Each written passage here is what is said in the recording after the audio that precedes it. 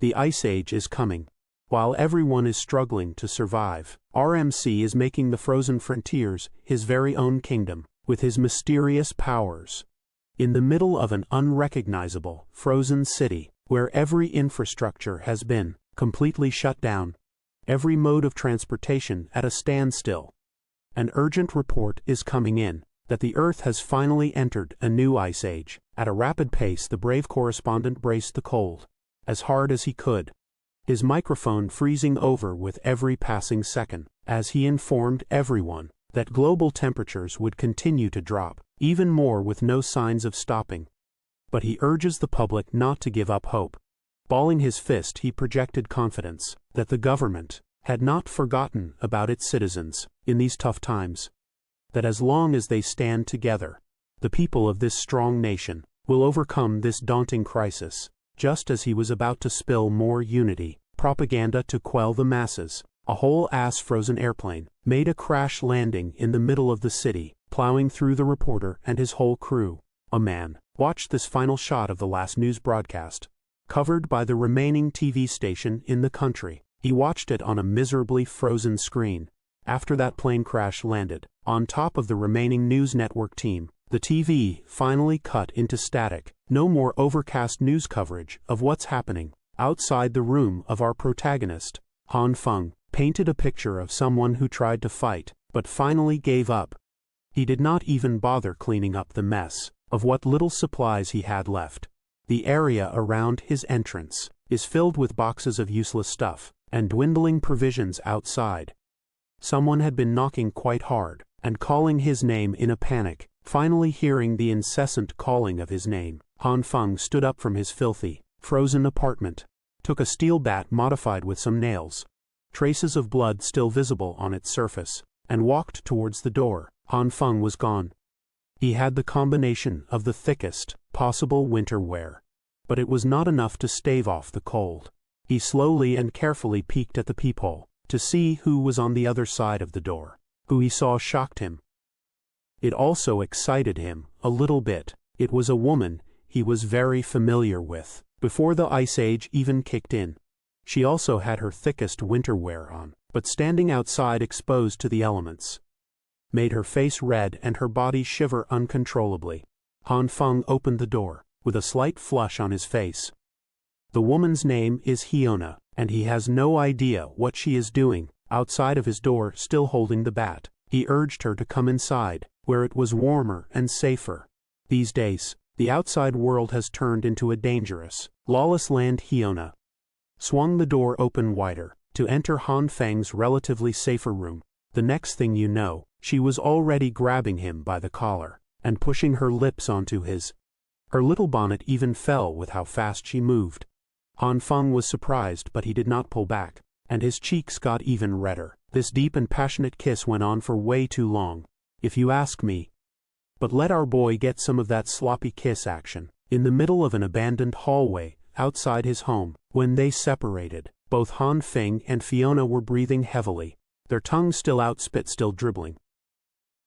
The world is ending, and this is what they're doing. Totally understandable. Realizing what just happened, Han Feng pulled back and asked, what had gotten into this woman that she would just grab him and kiss him? The second he opened the door, still trying to catch her breath, she confessed that she had a realization that Han Feng was the man that she truly loved. All this time, tears were starting to form in the corner of her expressive eyes while telling him that he was the one she was supposed to be with all along. It takes a crisis to see someone's true colors, to see who really cares for you, who will be there for you no matter how hard things get. Speaking of hard, Yona wanted to prove that what she was saying was the truth by taking Han Feng's hands and putting them against her chest to feel how fast her heart was beating. She promised that she would be willing to do anything just so they could be together. Now hearing the word anything wiped out any semblance of rationality. In our boy's brain, all the red flags turned green. To finally seal the deal, Fiona started pressing her thighs against Han Feng's flagpole, while grinding and pulling him closer. He did not stand a chance at all. The world might be encased in ice, and supplies might be low, but he was heating up like never before, and something was rising in the lower regions. Han Feng looked at him directly in her eyes, as she caressed his cheeks tenderly. He confessed that those words she just said meant the world to him. However, the doorframe is not the right place for them to continue this. Fiona gently shushed him, so he would not say another word. All she wants right now is for Han Feng to close his eyes and feel the moment against his logical mind. Han Feng did what she asked. Now that his eyes were closed, he asked what was supposed to happen next. Well, that's when another guy comes in, gripping the door ominously. This mystery guy swung the frozen door wide open, locked onto Han Feng's head, and smashed a blunt weapon with killing intent. Poor Han Feng did not see it coming. His skull was crushed while his eyes were closed. It was a bloody and brutal mess. A cruel sneak attack, splattered blood all over the apartment entrance. Fiona and the mystery man entered the apartment. She shivered and stuttered, seemingly shocked that her partner in crime would actually kill Han Feng. The man scoffed and told her to stop playing innocent, for she knew that this was the only way this encounter could go. The world went to hell a long time ago. One less mouth to feed is not going to change anything. Enough about dwelling on the brutal attack. It's time to see what this Han Feng chump has been hoarding if they play their cards right. They might even get enough supplies to survive until rescue comes. The messed up part was that Han Feng did not die. Immediately, he laid down on the freezing cold ground, trembling in agony, while all the blood that spilled from his head wound froze as soon as it got out. He was not really clear as to what happened, but he could not move. Maybe it has come, perhaps he was finally dying. He can finally know what it feels like to lose his life. The last thing he saw was the mystery man, and that evil witch Fiona. Flirting a few meters away from his limp body, he's been touching her in places he could only dream of, as he promises to reward her for her best actress performance. That made the whole operation possible, as Han Feng's eyes closed for good. The hatred he felt for that cold-hearted felt unbearably heavy. He swore that if there was a next life, he would never let himself be a lovesick puppy again. In the empty darkness that he was plunged into, Han Feng started seeing little droplets of light. It started from a little speck, that started growing into something bigger and more substantial as it got even brighter. Han Feng started questioning what the hell was happening. He subconsciously extended his arm. His skin was translucent, like it was an entirely different entity. The warm light attracted him, after suffering through the endless cold of the real world. May this be the path to heaven. But the golden light suddenly changed its color to red.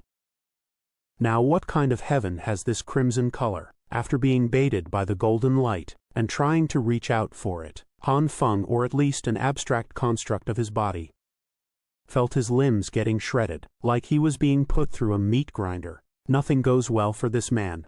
It did not take too long for the crimson light to cover his entire body, as he let out a miserable scream of agony. His translucent frame disintegrates piece by piece. The dark nothingness was filled with his scattered essence, and Han Feng was gone still. Feeling the pain of getting ground and deconstructed, atom by atom, he woke up in a cold sweat. Screaming for his life, the pain was way too real. He was seduced into closing his eyes, bonked in the head for being too horny, died a depressing death, woke up in an empty void, got tricked into being torn from an atomic level, and now he doesn't know where he is. He looked around, and the sun shone bright through his balcony. His soft and comfortable bed was nice and clean. The air felt fresh as it lifted his curtains up. Han Feng was far from the cruel world he had gotten used to. It took him 30 minutes to absorb the wild things that had happened to him. Over the past few hours he spent those 30 minutes reveling in the perfect view of the residential area overlooking his apartment. Han Feng could not get over the fact that the sun was shining. Again he missed its warmth and its light. He thought that he would never feel this type of comfort and warmth ever again. He just checked the date, and it seems to be that it's the morning of June 28th. As far as he could remember, the Ice Age apocalypse will start on July 15th. He was supposed to die after being ambushed, but he was somehow brought back in time, half a month before the end of civilization. In other words, he has been reborn, and given the ultimate second chance. Aside from the memories he retained from the previous timeline, there is something different this time. Something strange was happening inside his body, and it might have manifested in his hands. Ever since he woke up, there's been a red glow wrapped around his right hand. The whole time he tried wiping it off, waving it away, but nothing made it disappear. It doesn't hurt. It just feels warm. It did not seem to do anything else, aside from the light. And he thought that he was just imagining things. At first Han Fu must have stayed so long, pondering what was happening on his balcony, that he started sneezing. As he wiped his nose of the mess, he noticed that the red glow in his right hand had mysteriously turned to a green one. Then something happened that made him panic. The hand that was wrapped around by the green glow started getting bigger, growing in length as if his bones, flesh and skin were stretching out. Anyone will freak out if they see their hands doing that. Afraid and confused, Han Feng stormed into his room and slammed the balcony door shut as fast as he could. He managed to make it inside before anything more drastic happened. He was huffing and puffing for air, but the hands seemed to have turned back to normal. The green glow was still there, though lingering and seemingly inexhaustible. Han Feng looked at it helplessly. There were beams of light shooting out of his hand. How would modern science even justify or explain a mysterious phenomenon like this? After the lengthening incident outside, now it's shrinking very slowly. The green light seems to be an erratic thing. It shrinks and grows unpredictably. Not like the stationary red one at all. But that's still a mystery too. Sitting down on his couch, Han Feng suddenly felt a pain of unbearable exhaustion. He hasn't done much aside from running back inside, but he feels drained. This might be connected to the green light. Frustrated, he started swinging his arms all over the place, trying to get a semblance of a clue as to what this really was. Then it hit him. Isn't this just like those Manhwa stories that he loves to read? He immediately sprinted to the kitchen and grabbed his sharpest knife. In those manhwas that he loves, the protagonist always starts their stories by being reborn. Just like them, maybe he will gain cheat-like powers. He wanted to test this out by grabbing the coolest thing he could imagine and posing with it. After a few minutes of waiting for something to happen, anything to change, Han Feng just scratched his head in shame, as the sharp knife did not react with the light in his hand at all. He was so busy trying to find out if he had some fantastic, cheat-like powers that he neglected his exhaustion and the rumbling of his stomach. He's just starving at this point. Unfortunately for him, the Han Feng of the past, who's clueless about the coming apocalypse, is a lazy bastard who does not even have a single piece of edible food in his fridge. This was getting bad. He had never felt so hungry before. If he does not eat something soon, he will most probably pass out at any second now. He turned his attention towards the living room, where a clear jar of soybean snacks was just sitting quietly. These roasted soybeans were just some leftover snacks he got before the apocalypse. It's not exactly a complete and filling meal, but it will have to do for now. It should tide the hunger. Before he hits up the supermarket later, he grabbed one of the roasted soybeans, unconsciously using his right hand, momentarily forgetting that it had the mysterious green light wrapped around it. Han Feng was too hungry to think of anything else, so he tossed the soybean right into his mouth, hoping to get some type of food into his system. As soon as the bean hit his tongue, a smoky explosion occurred right in his face. The fog it created almost covered his entire upper body. Much to his surprise, he was now munching on a beanstalk. It looked as though the roasted soybean had sprouted. Inside his mouth he could feel the roots on his tongue, and the stalk itself extended outward. He pulled it out, and the plant left an earthy taste in his mouth. Out of all the bizarre events he's been going through lately, this might be near the top. He was just about to snack on some roasted soybeans, and now this happens. Moreover, he does not feel tired anymore. It seems like that explosion on his face erased the hungry sensation he was feeling. Looking down at his right hand, the green light has vanished too. Maybe all of this has something to do with what happened to the soybean. He plucked one of the pods in the stalk and examined it, carefully opening the luscious green pod. He confirmed that it was just an ordinary, fresh bean sprout. Maybe this is the power that he was daydreaming about. No matter what this is, undoubtedly an incredible discovery that should be studied more. Still, he can't really research anything, while worrying about dying of hunger at any moment. Right now, he has a bigger fish to fry, in the form of stocking up on supplies, before the end of the world. As everyone knows, for the first time in a long time, Han Feng could walk out of his apartment, to feel the sun on his skin, and hear the birds sing. He could walk amongst the bustling crowd of people in the commercial district, minding their own business, instead of holding up in their homes. Fearing the cold, Han Feng was in deep thought as he walked to his destination. Let's get this straight first. The red glow around his hand has turned to green. The green light shrinks and grows his limbs, making his heart beat faster and super tired. When he touched the soybean snacks, it sprouted into a whole stalk.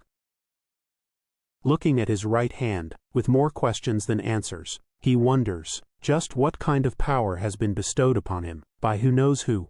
He continued his contemplative walks casually, until he heard a familiar, sweet voice calling his name. That would have melted him before, but would make his blood boil now.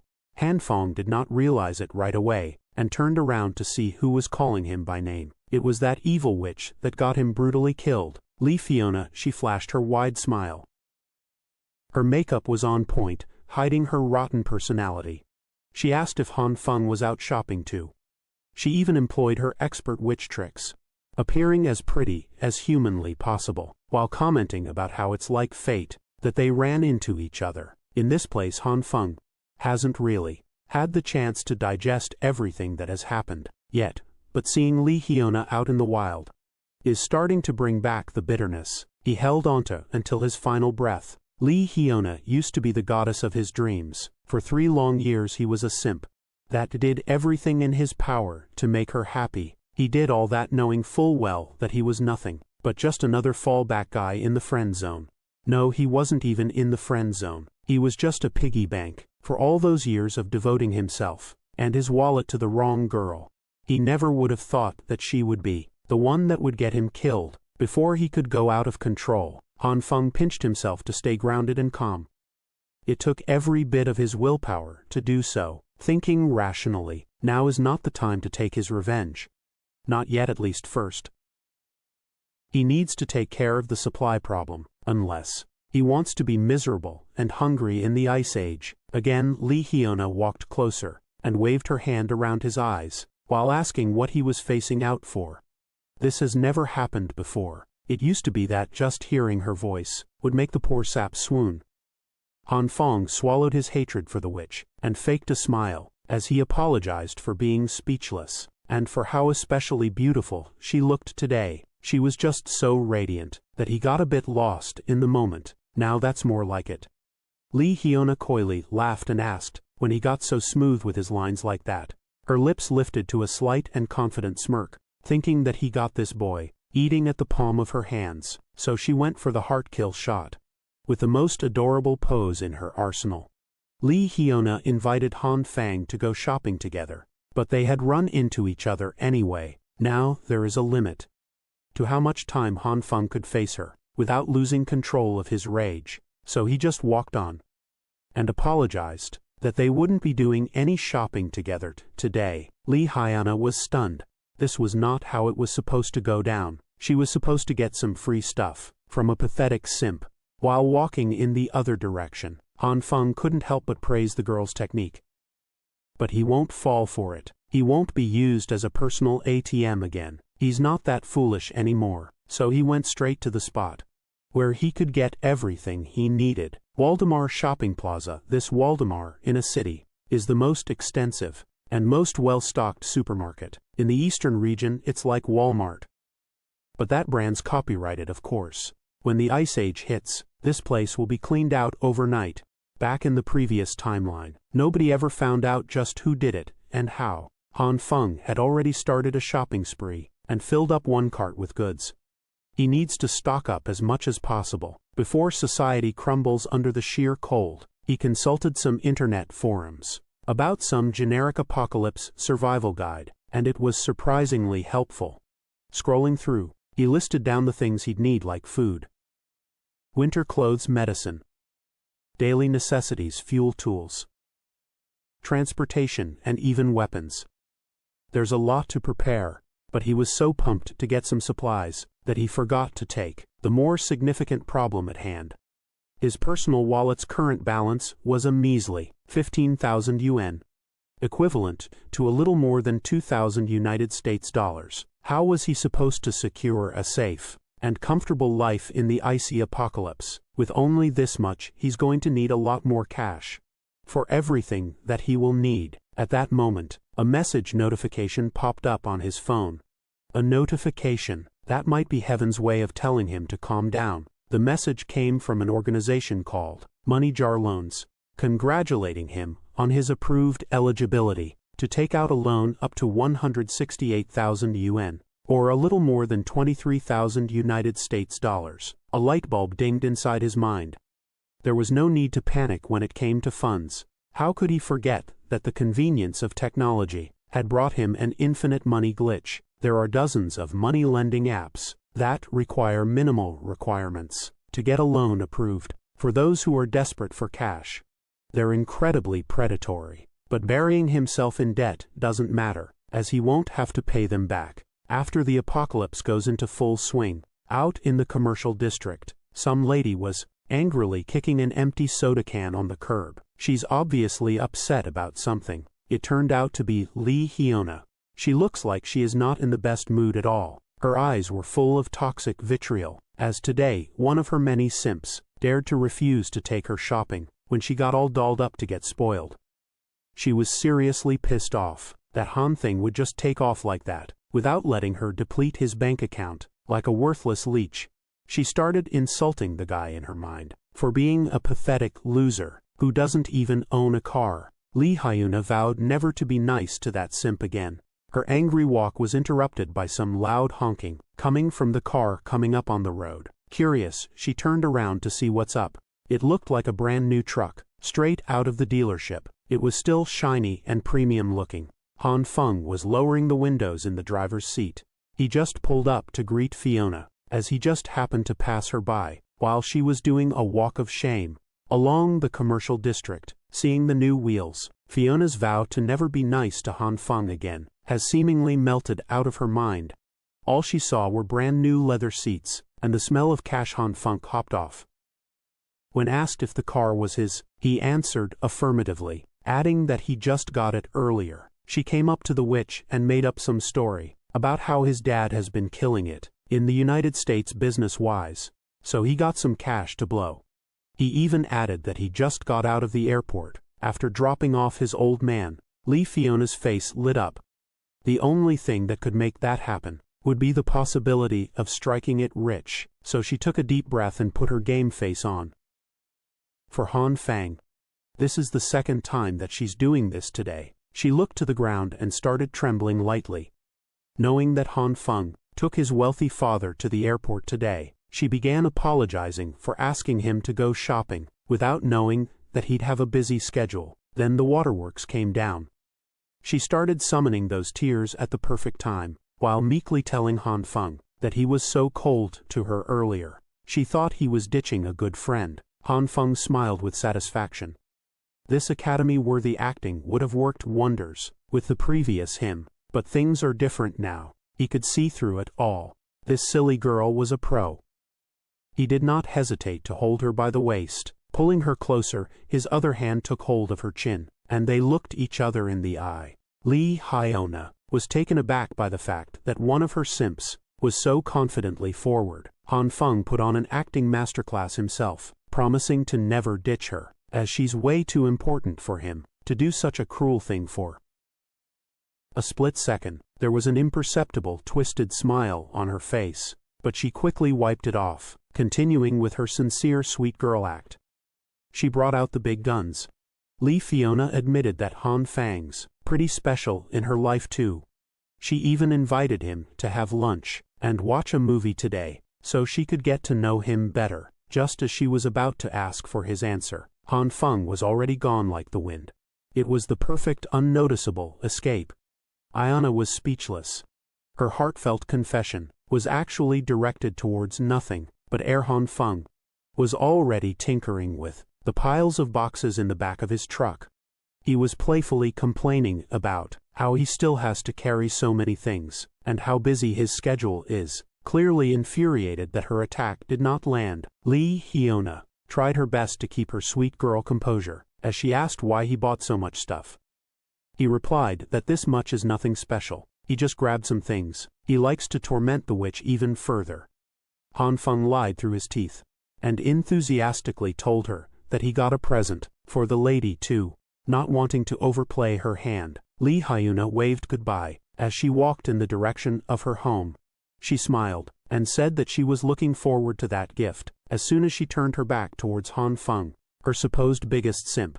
A sly smile appeared on her lips, proud of how she dealt with her piggy bank. On the other hand, Han Feng was just having fun messing with the witch. Knowing this woman, he knew that he couldn't let her find out about his little stockpile of supplies. All this stuff will be his ticket to surviving the apocalypse. After all, Lee Hyuna will just have to wait for her turn. Once the world ends, Han Feng will make sure that she gets what's coming to her. That mystery guy who bashed him on the head too. His anxiety about the incoming, inevitable collapse of society is starting to melt.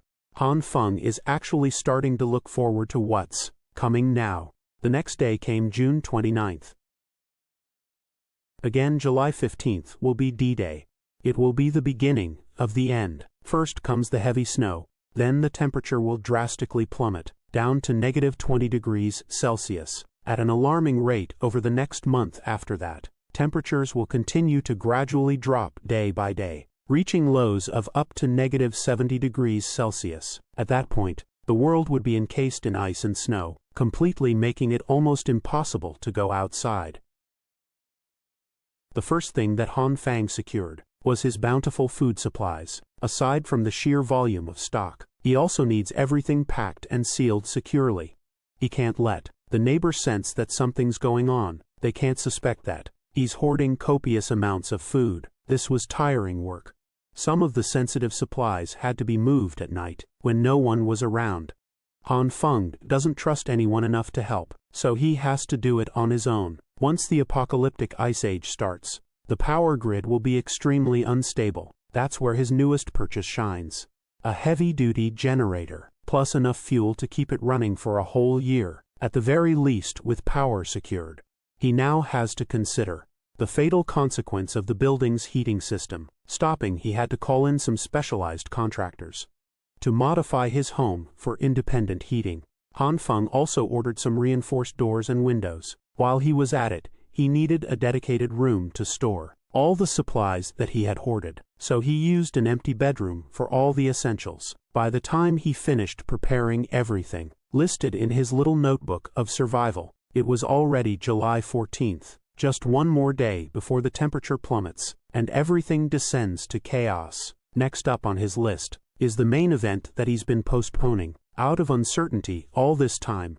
It is time to buckle down and actually study his mysterious ability. Han Feng made a home-cooked meal for dinner, while pondering his survival in the incoming Ice Age apocalypse. When things get hard, relying solely on the supplies he has accumulated won't be enough, but he has a possible answer to this problem. His power to manipulate plants in some mystical way might be his only hope for a sustainable future. The meal he cooked featured soybeans as its main ingredient. That's right. The same beings he conjured from a single roasted snack. Using his ability, he racked his brain and tried so many gestures and possible triggers, but the lights hadn't come out yet. The activation is so random that finding the right trigger is nearly impossible. For now, it is time for a risky taste test. He needs to make sure the food, conjured by his abilities, is edible. Who knew that trying some beans would be so nerve-wracking? Han Feng got through half the plate of his beans, with no apparent problems at all. Even the soy milk passed the taste and safety test. While chewing on his lunch, the confirmation that his ability could provide edible food was game-changing. At least this proved that he has the ability to, theoretically, spawn food. The next step is the harder and more trial and error-based one. He needs to figure out how to actually use the red and green lights and make them appear according to his will. So far he has only tried it on soybeans. But what would happen if he could use it on other things? Opening his newly stocked fridge, Han Feng steeled his resolve to experiment and see if his ability would work with other plants too. The testing period stretched from midday until the sun was about to set. Han Feng did not know that, as he passed out in the middle of experimentation, as he slowly opened his eyes, he noticed that he was gripping something tightly, in his right hand a green vegetable of some kind. A massive broccoli slowly getting up from the floor. He could not be bothered by the absolute mess that was in his kitchen, as the pain in his head was hellish.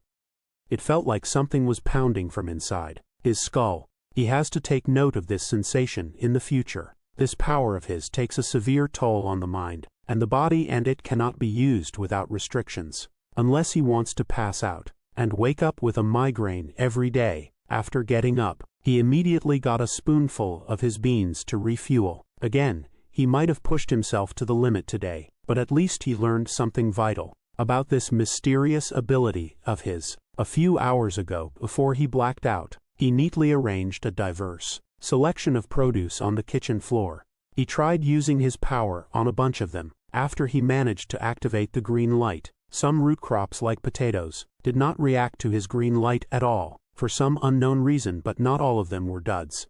Some of the crops grew from the seeds into full-blown plants like the soybean stalks. Wheat was one of those. And some neither stayed the same, nor grew into full-blown crops. They just exploded in his hands like mini bombs. It was a frightening experience that caught Han Feng off guard. After those explosions, the plants would turn into a substance that looked like coal but was very light. This development was certainly outside of his expectations. Thankfully, he could find some decent use for these inedible black substances. They are used to heat the space like coal, when put together in a container and lit up. Coming from a future where heat was a luxury, Han Feng would gladly take these little balls of warmth. No more worrying about staying warm in the future. After a bunch of explosions, he tried many more times and failed. Most of them just kept chucking those black balls into the bucket. One by one, when he got into some seeds he bought, he chose to take a more meditative stance, while forcing himself to focus on controlling his breathing. After a few minutes of intense concentration that left him sweating bullets, he finally got the most significant success in this experiment. A gigantic broccoli shockingly appeared in his grasp. Before his eyes gave out and his consciousness went lights off, he remarked that the success rate of this method was still way too random. Then his body hit the floor. Thankfully, he was sitting on the tiles already, so the fall wasn't too bad. Now he's awake and his belly is full of beans. He played around with the broccoli, while thinking long and hard, and still failing to find any patterns to this ability. But he can't give up. There has to be some kind of principle behind how this ability works. There are still too many unknowns, but he made some decent progress today.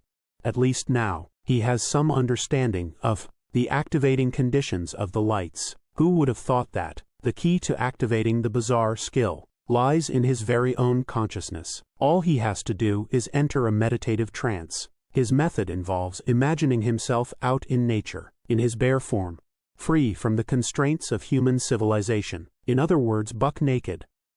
In his mind palace, he walks on the ground with bare feet. His soul's making direct contact with the soil. Where life grows, sunlight kisses his skin.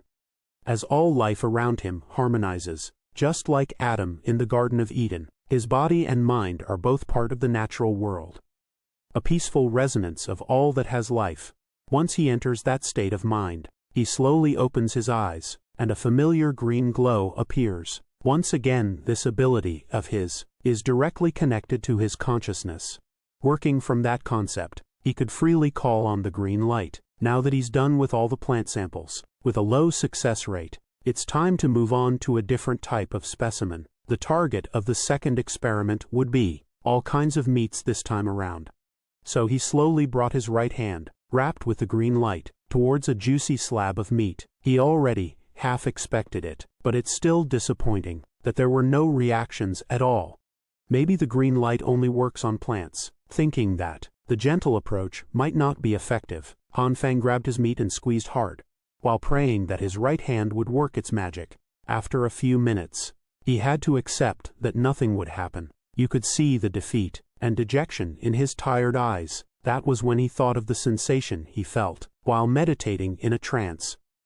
He could sense two distinct colors, the red and green lights throughout the experiments. He hasn't tried using the red one yet. Grasping the primary trigger function of his ability, he only has to concentrate on bringing that red light out of his consciousness while still holding the meat.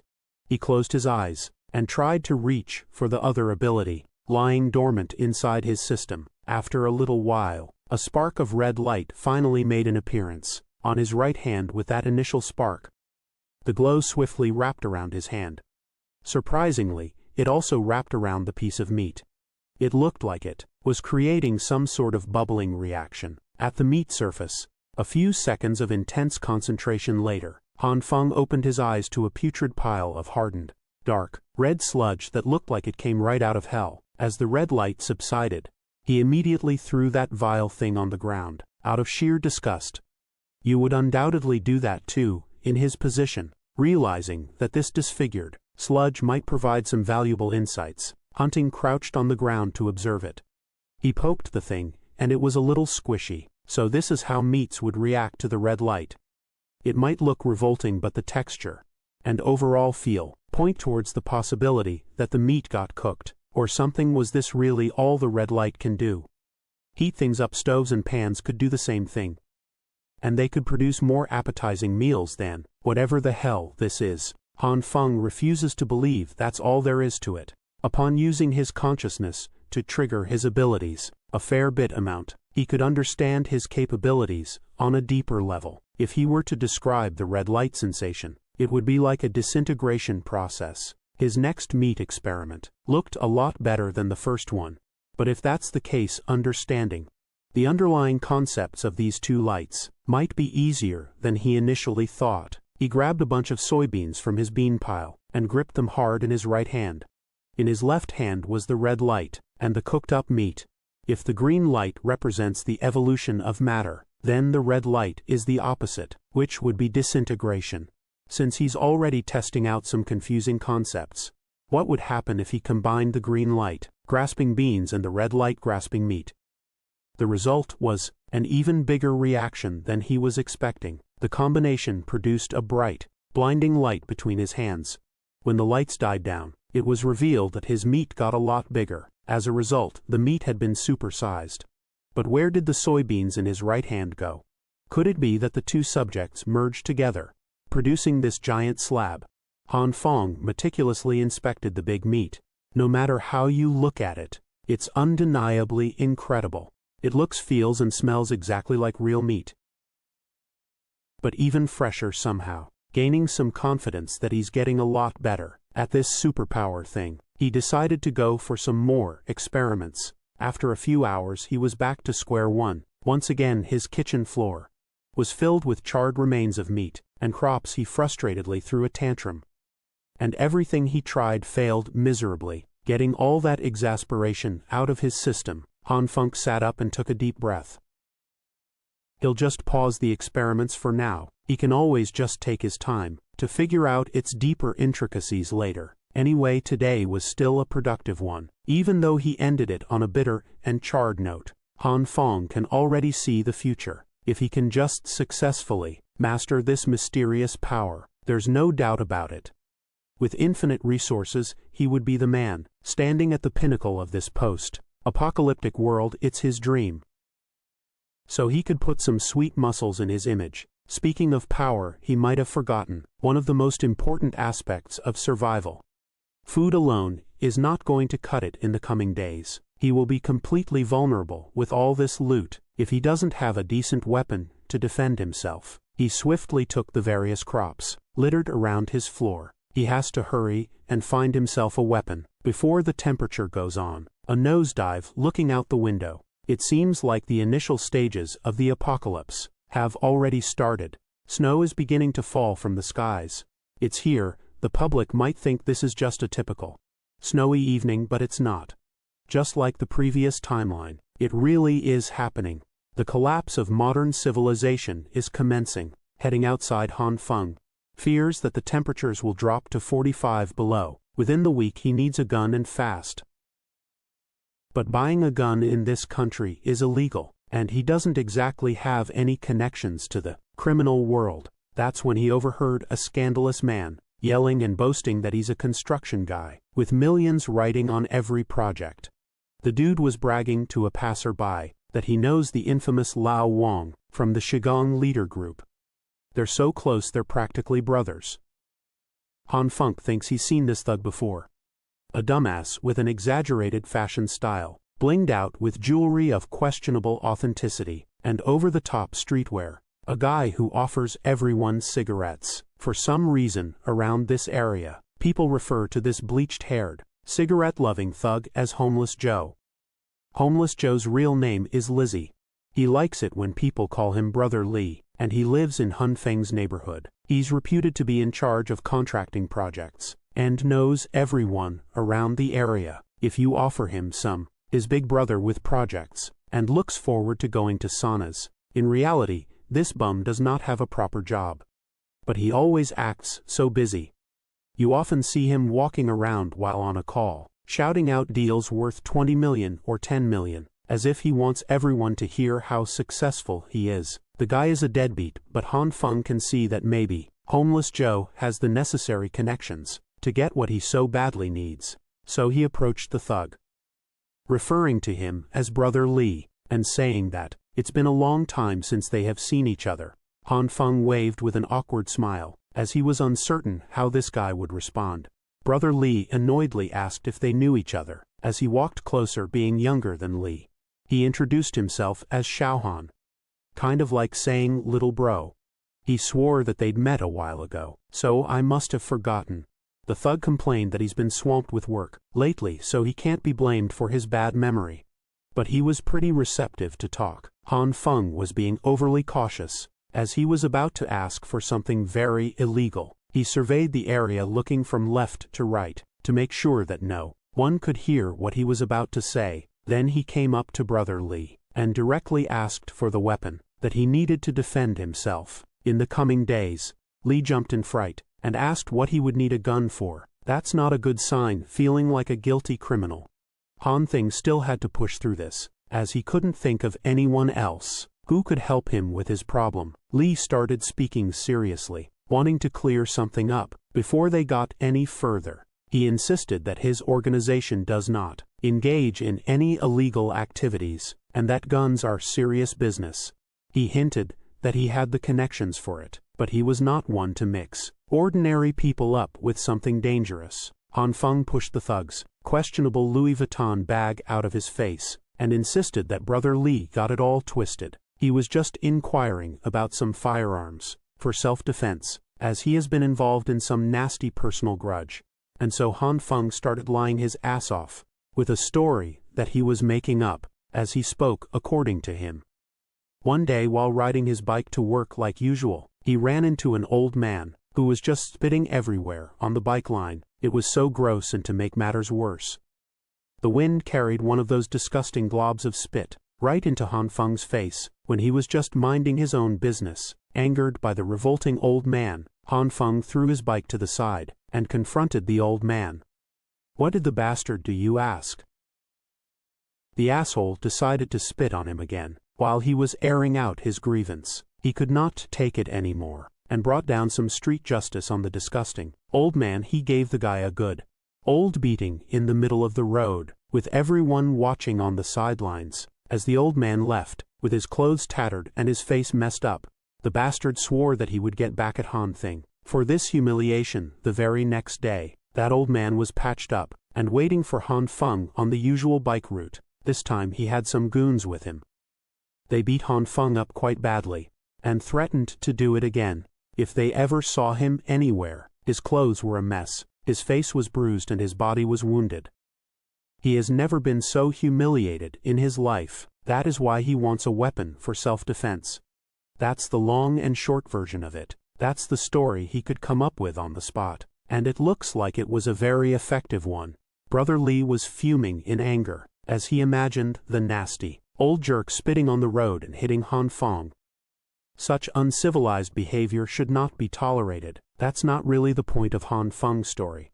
But at least he's getting somewhere. Brother Lee tapped his shoulders and assured him that this vendetta would be taken care of. He assured Han Feng that he's got our boy covered.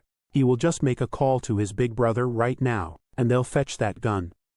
Han Feng was starting to doubt if he made the right decision in approaching this guy with all that tough talk. Brother Lee invited him to go to the station and hop on the bus with him. His excuse was that his Panamera was being serviced in the shop, so he couldn't drive to the headquarters. Han Feng assured him that transportation wouldn't be a problem. He has his car parked right to the side after all. The brand new vehicle immediately caught the eye of this hype beast bomb on the drive over to his big brother. Lee could not stop going on and on about how Han Feng is living the good life, and asked how much this new ride costs.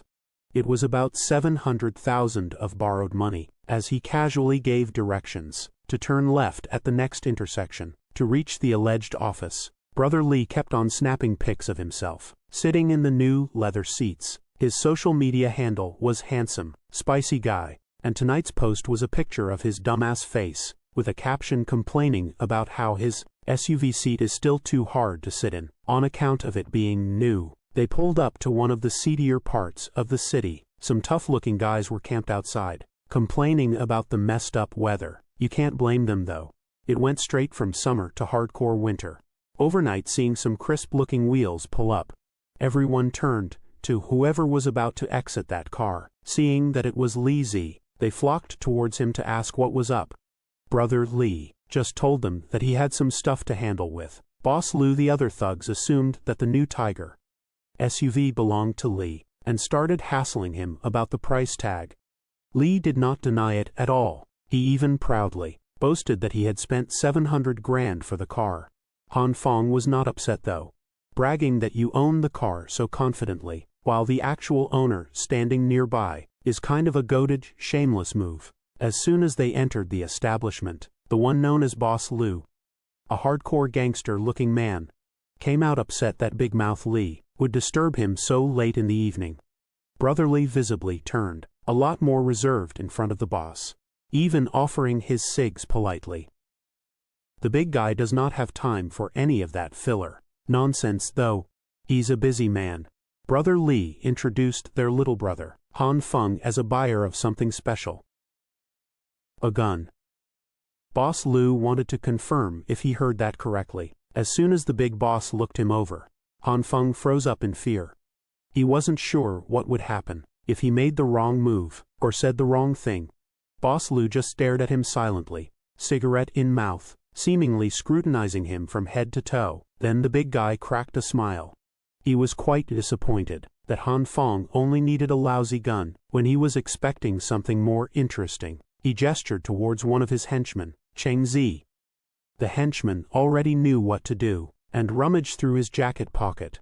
He tossed a pistol on the table, and Boss Luke quoted a price.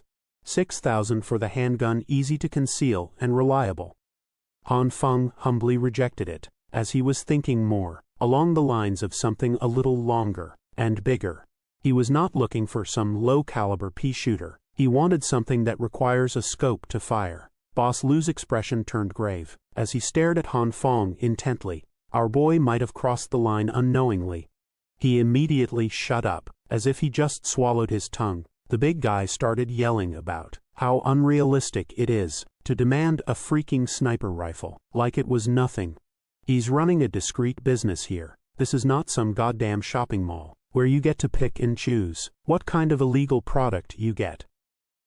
Boss Lee's final offer is the pistol on the table. Take it or leave it, brother. Lee had to run some interference to try to calm the boss down. His idea of convincing the big guy to listen was to invent a backstory for Han Feng on his own. A made-up story that allegedly happened 5 years ago, involving Han Feng's non-existent wife. Lee is quite a mouthy but talented storyteller. Under the relentless downfall of snow, the boss listened to his lies all the way to the end. The story must have been phenomenal, as Boss Lou was so angered that he almost snapped the table in half. He kept repeating how disgusting those who had wronged Han Feng were. Apparently Han Feng had 3 kids with a non-existent wife. but it turned out that none of them were his. Han Feng just stood there and went with all the lies. Even for someone nicknamed Homeless Joe. This ridiculous story was too over the top, but it worked. Boss Lu gave his personal guarantee that Han Feng would get his sniper rifle as soon as possible. He promised that he would personally make it happen, but it might take a few days. Once again, the henchman Chiangzi will be arranging everything. Boss Lu wanted something semi-automatic, with loads of ammo too, so Han Feng could have what he needed. It's unexpected, but Brother Li definitely came in clutch. The big guy also handed Han Feng the handgun. He wanted to give it for free, a gift from one man to another. Han Feng was speechless. The made-up story was so good that the boss had formed some kind of one-sided bond with him. Now that it was taken care of, the big guy got back on his phone to take care of his other, more pressing businesses before leaving. Han Feng wanted to return the favor a little bit. He stated that a buddy of his, who works for the government, had told him that due to the abnormal weather, purchase limits for supplies will be implemented soon, so it's best to stock up before that happens. Seeing the serious look in the young man's eyes, as if he actually knew what he was talking about, Boss Lu could not help but take the tip seriously too. He nodded an understanding and remarked that he got it. And so Brother Li and Hang Feng exited the center of the city's underbelly, with one firearm secured on the way back. Li could not stop bragging about how he handled business like a boss, and it went beautifully. Now that is Big Brother, the big boss is in a good mood. They could even ask that guy for a cannon, and he'd say yes. Hunting wanted to thank the thug by buying him some cigarettes. Brother Li tried to be humble, and insisted that he did what he did just to help him, but he would gladly take about 7 to 8 cartons of his beloved Wazi cigs. He even promised to take Han Feng to a sauna once he got paid for his so-called project. Our boy was already thinking about his next logical move. Supplies are secured and the weapon is obtained. He should be set for the early days of the apocalypse, at the very least. He can focus on studying his abilities fully. Solving the food problem would make his long-term survival chances skyrocket. He was so absorbed in his own world while walking that he didn't notice an icy part on the ground, and slipped. Han Feng was so concerned with survival that he failed to follow one of the ironclad rules. In the upcoming ice age, do not get injured. He fell quite badly. His leg must have absorbed the impact of the slip, and had been damaged severely. Brother Li didn't know what to do as he ran towards his new pal's side. This is bad from the sharp pain he was feeling. And the awkward landing there was a very real possibility that his leg was broken. He shakily took his car keys out, handed them over to Brother Li, and requested to be taken to the nearest hospital as soon as possible. Li just scratched the back of his head and admitted that he actually doesn't have a driver's license, insisting that he can't drive without one. But it's safe to say that this bum just can't drive. Period. At least, he didn't leave Han Feng on the floor to ride in the pain of a broken leg. He offered his shoulders to lift Han Feng up, but he struggled hard to do so. Both of them wouldn't make it to the hospital alive at this rate, so Han Feng just called a taxi that he had to pay for, since Li is a broke bastard. Even the hospital, an essential establishment, was starting to freeze over under the intensifying blizzard. In the nurse's office, someone named Jian was left to take care of the night shift. On this whiteout night, the snow was getting heavier, and the roads were starting to get buried deep. Head nurse Jian had only just started her night shift, but calls coming from the hall were already flooding in, as the emergency section was severely short-staffed. The pretty nurse had no other choice but to step up. Upon getting an X-ray in the hospital, it was confirmed that he had really broken his leg. The doctor explained that there was a stable fracture on his right tibia. It would be easy to set, but he'd need to stay for an hour of observation before going home with his meds. This accident could not have happened at a worse time. It just had to occur before the apocalypse went into full swing. While looking at his X-ray results, Han Feng regretted being so careless. Brother Li accompanied him for most of the process, but the dude had to leave, as he apparently had a few deals to handle. He's a real one though, and he even left his number, in case Han Feng needed anything else. Now that he was alone in the hospital lobby, Han Feng sighed heavily. He wondered how he could make such a stupid mistake at such a crucial time. Looking at the chaos around him was stressful. The hospital quickly overflowed with patients, victims of accidents caused by the sudden blizzard, and quickly plummeting temperatures. Emergency beds lined the hallways, as a grim testament to the worsening conditions outside. As for him personally, he just wanted to get his meds and leave this place as fast as possible, before the roads closed for good. Thankfully, his idle time would not be boring, as a goddess had just walked right in front of him. Head nurse Jian had come to bolster the understaffed emergency room. The first bed she checked had a patient with heavy wounds. Next on her rotation was bed 5, where a patient's wounds had just been cleaned. Thankfully, the vitals were stable. Bed 5 just needed another dose of glucose in 10 minutes. She advised the attending nurse that, if the patient's heart rate dropped below 80, epinephrine must be administered immediately. Throughout the rounds of the head nurse, Han Feng could not take his eyes off her. She was just amazing. Being a head nurse at such a young age, she must be a generational talent. On top of that, he saw how she dealt with all kinds of patients. She was kind and incredibly skilled. She looked like a radiant being, in the middle of a hopeless place. Moreover, she was incredibly beautiful. She was working the hectic night shift, but her smile never faltered. She was basically an angel. He was so enamored that his eyes accidentally traveled to some ungentlemanly areas. Han Feng immediately averted his gaze out of respect, but head nurse Jian was just way too unaware of her surroundings. A real airhead suddenly. The old man sitting beside him started calling the attention of the pretty head nurse. She was not really required to tend to the patients outside of her rounds, but she still took the call with a smile.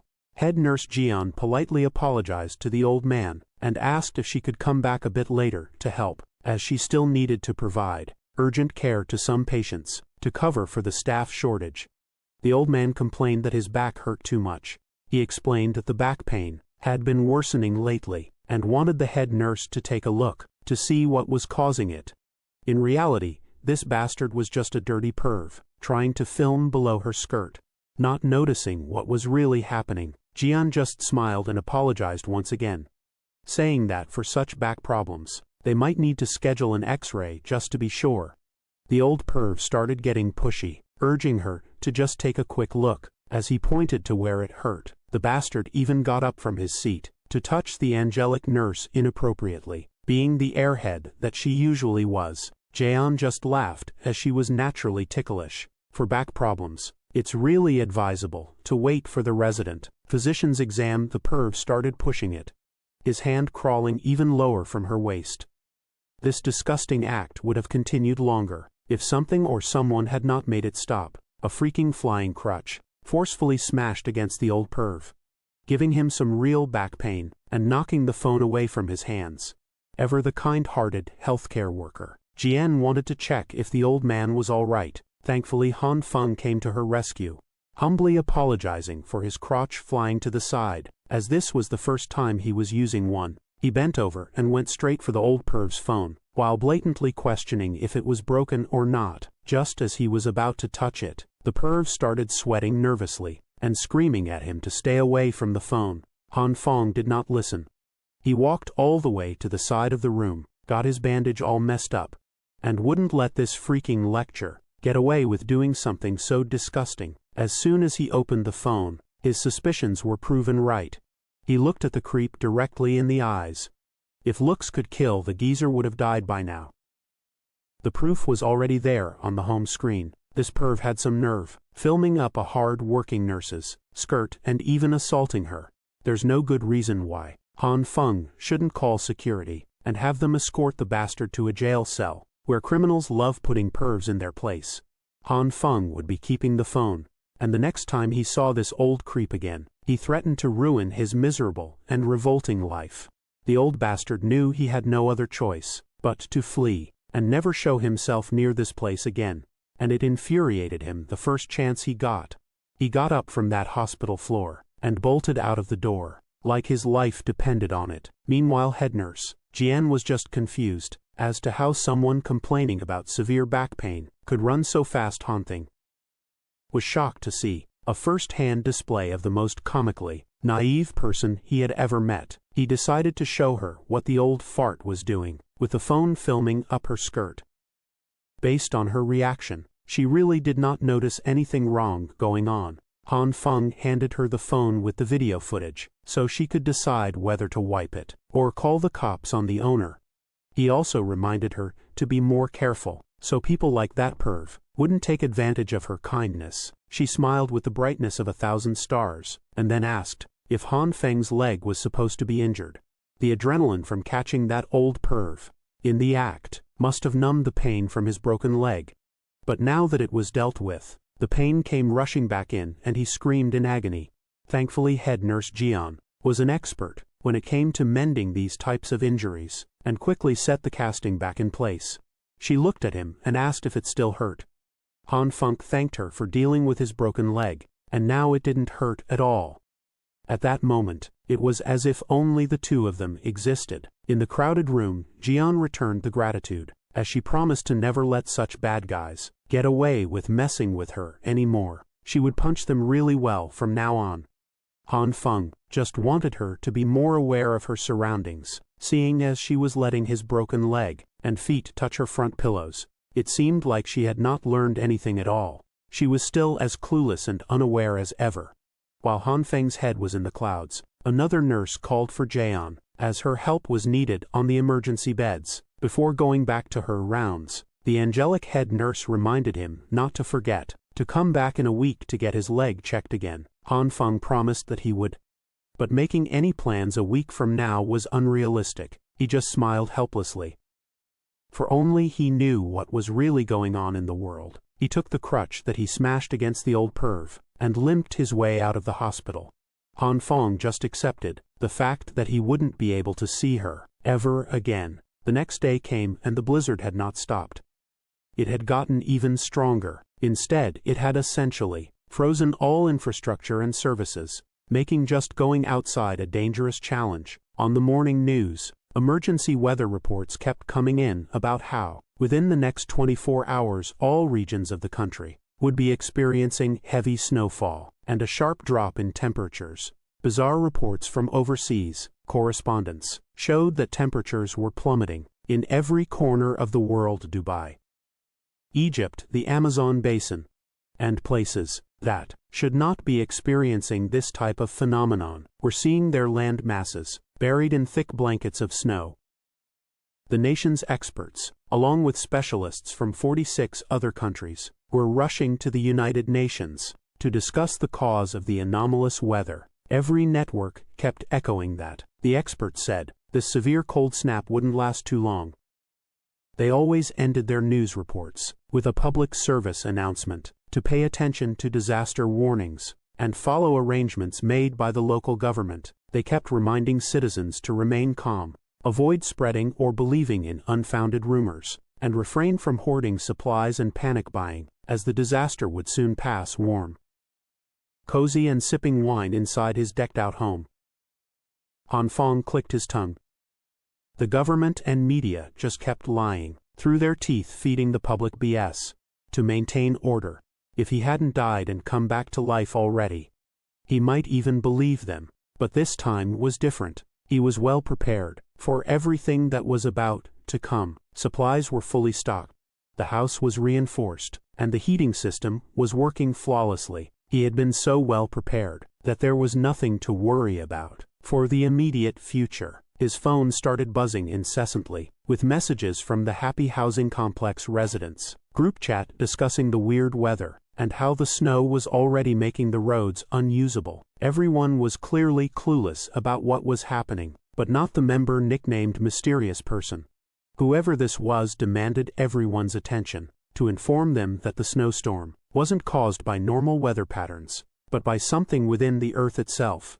Mysterious Person proclaimed that everyone should heed his words, as the Ice Age apocalypse was about to begin. Phillips. No one was more shocked after reading those messages than Han Feng. Who the hell is this mysterious person? And how do they know anything about the apocalypse? I guess we'll only find out if you like and subscribe. After seeing the enigmatic messages from the mysterious person in the housing complex group chat, Han Feng made a mental note to be mindful of this guy. Meanwhile, the rest of the residents were complaining and demanding the property management team do something about the snow buildup. Most of them were starting to run out of supplies and were worried that the supermarkets would be emptied out. At this point in time, the Happy Housing Complex residents group chat was like an amusement park, hinging on a very delicate balance. Most tenants were putting pressure on the property agents to get out and give them an explanation for why they couldn't restock essentials. Due to the inaccessibility of roads, the property management team was not even at fault here, but they still apologized for not being able to take any steps on account of the raging disaster, and admission of incapability made the tenants even more aggressive. Thinking that the management was useless, they demanded that the team refund their fees. Han Feng was in the middle of this heated discussion. He knew that this was a completely meaningless fight, as the snowstorm wasn't something humans could deal with. Thankfully, another person stood out from the crowd. His voice to stop the fighting pierced through the loud chaos. It was the glasses-wearing owner of Unit 6111204. He explained that with the snowstorm being so heavy, clearing it out would be useless, as it would build up again after a few hours. So instead of fighting, maybe everyone could help clear it out. If they had done that instead of bickering, they would have been able to go out long ago. He added that the property management team was just humans. They were also helpless in front of an abnormal, natural disaster. He asked the tenants if they were just looking for someone to take their frustrations out on. The angry mob immediately turned on him for lecturing them about decency. They even accused the glasses guy of being one of the useless members of the property management team. Glasses cleared up that he was not speaking on behalf of the property management team. He was just speaking objectively and realistically. Pushing management into a corner would be meaningless and would only prolong the problem. It wouldn't get them the result everyone desired. Now that he put it like that, the people turned to Glasses for the next move. He asserted that with the current conditions, driving a car to the supermarket would be impossible. Even if they clear the neighborhood snow, the main roads outside might be unusable. He suggested clearing footpaths and walking over for supply runs. Han Feng couldn't quite put a finger on it, but he seemed to have some recollection of this. Glasses guy owner Zhang. In the previous life, he was a very lively person. You could see his charisma working on the group chat. Some of the tenants agreed with John's suggestions, thinking that they shouldn't complicate the matter. Those who wanted to go out should clear the roads. Those who didn't should just shut up. Fighting and acting immaturely in the chat for half a day just to clear some snow was very annoying. Once I realized that what they were doing was cringe. The GC finally quieted down. Another person stepped up to volunteer in the clearing operation. He said he needed to hit the roads to go to his brother to discuss business worth a few million. Han Feng might not have seen a profile picture or a voice message, but that guy's manner of speaking seemed very similar to that of some gangster. He knew as soon as the first volunteer stepped up. More and more people raised their hands to join the operation, as most of them were running out of food. There was even a dazzling young lady who would brave the snowstorm, even though she was a little weaker than an average person. As for that witch, Li Hyona claimed that she had the flu over the past 2 days, but she would still love to go down and help with the neighborhood. Han Feng was unimpressed, to say the least. He might be the only one who could see through the good girl act. Most of the men in this neighborhood knew her and would fawn over her. Some white knight immediately butted in and insisted on volunteering for her sake. When a decent amount of her fans stepped up to the plate, she thanked them for going through the trouble of cleaning up a footpath. Tired of this BS, Han Feng got out of that group chat with annoyance, but he had to admit that when it came to putting on an act, Hyun was really an expert. With just a few taps of a button, she could manipulate multiple men to do her bidding. As for Han Feng, Li Fiona was using a little more personal touch. She had been bugging him to chat. Ultimately, she just wanted him to get her some food from the supermarket. If he was going, she really was a master of her craft. Her innocent request was accompanied by a cute photo. In her bed, she even had her feet in the frame. For all the freaks out there, Han Feng was actually very impressed with the commitment. In these catastrophic weather conditions, the witch was still wearing so little to try and seduce him. She could really turn a lot of men into errand boys. With that now was the fun part. Han Fang could reply to her advances however he wanted. Well, whatever he sent back must have been some awful crap, as Li Fiona tossed her phone and stepped on it hard, in anger and annoyance as soon as she saw it. Today would make it the third official day since the snowfall started. The temperature had reached -20. This could be regarded as the early stage of the apocalypse, a time when most buildings of decent quality still had central heating systems running. They still had the internet, and everyone was still going on with their daily lives as usual. They just needed to stay inside, just like COVID times. Han Feng had been scrolling through videos and TikToks to pass his time as well. Based on his page, it looked like we had a certified man of culture. It had only been a few days, and he was already getting bored with the mindless indoor activities. It looked like his most significant problem in this apocalypse would be learning how to endure loneliness. It also didn't help that his leg was a broken mess. A broken bone would need at least a few months to completely recover. Just like us, Han Feng's boredom always led back to watching videos. On the internet, he came across a gruesome broadcast in the scientific column about a man who got into a brutal accident. After doctors sewed up the man, who jumped from the 15th floor, they discovered that his damaged internal organs and bones started regenerating. This clickbait news story gave Han Feng an idea. It's one that he really should have come up with a lot earlier. Why had he not thought of using his newfound powers on himself? He activated the green light in his right hand and carefully touched his broken leg with it. After a few seconds of nothing happening, the green light started dissipating. Han Feng refused to believe that it was a bust, so he tried again. He activated the green light harder than he did before, but just like earlier, the light eventually died down, with no change in his leg. It looked like he was just overthinking things. He really thought that the green light would be able to help his injury recover faster, but it seemed like the only thing it brought was irresistible sleepiness. Han Feng eventually succumbed to the heaviness of his eyes and took a nap on the couch. He woke up to some freaky-ass ceremony that involved goats and Native American headdresses. Under the transcendent light of the night skies, Han Feng rode on the back of giant goats, with a bloody whip in his hands. Goat heads flew alongside him. In this freaky ceremony, Han Feng is riding at the forefront of a goat herd, on top of a bloody red grassland.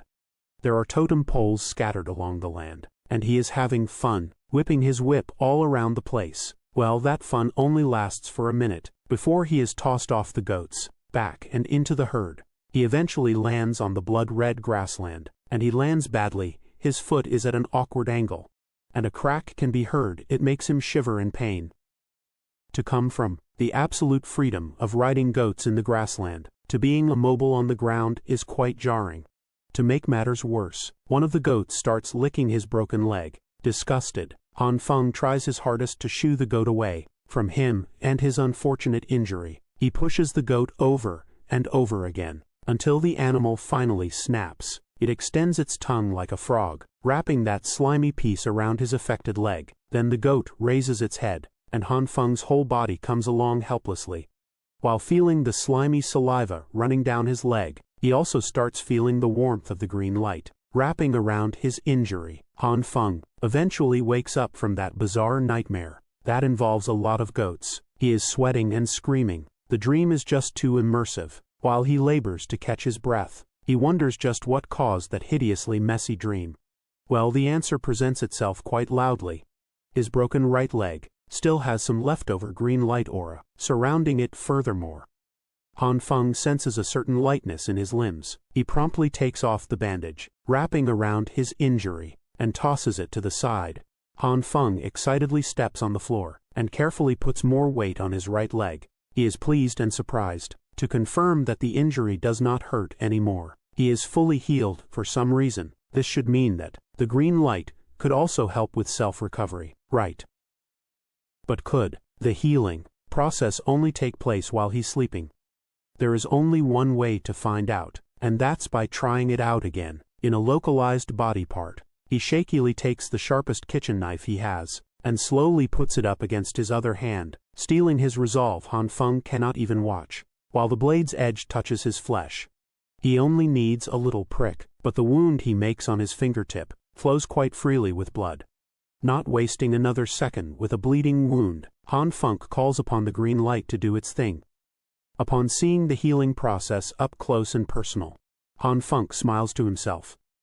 He understands, now he has a real survival game-changer in his hands. Outside the building, those who volunteered to clear up a footpath diligently work together for the good of the community. Glasses Guy thanks everyone for participating in this difficult manual work. This Mr. Perfect even singles out the oldest of the bunch, Uncle Lu, and politely apologizes for all the trouble. Zhang Shuiyu really knows what to say in any situation. Uncle Lu Guangyao just laughs, and insists that he didn't do much, as most of the actual work was done, thanks to the Jin brothers. Those two, Jin Xinwen and Jin Xinwu, really went all out for the clearing operation. Some real hard workers. While they are busy finishing up the final touches, a young lady wearing a thick pink coat slips on the ice. The Jin brothers immediately rushed toward the lady to check if she's okay, and remind her to be more careful. This pink girlie is known as Jin Jian. She's a real doer, unlike that witch, Li Hyuna, who didn't even leave her room after playing sick. The Jin brothers still have a lot to do, so they just remind Jin Jian to call for them. If she needs help, she assures them that she'll be fine. Well, the snow is getting heavier. Those who are planning to buy some supplies later will have to move quickly. Speaking of supplies, Uncle Lu was reminded of something that he noticed. A few weeks ago, Uncle Lu stops himself from babbling, thinking that what he has to say wouldn't be anything significant, but Zhang Shuyu curiously presses him on.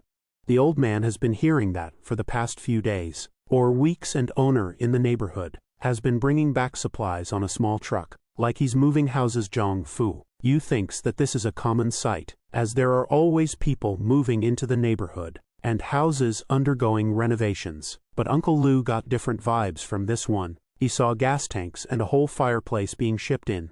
It's not normal for someone to move in, or anything like that, it's just a hunch.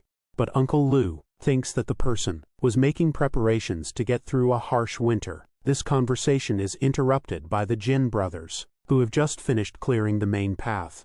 People should be able to go out now. Uncle Lu promptly thanked them for going all out.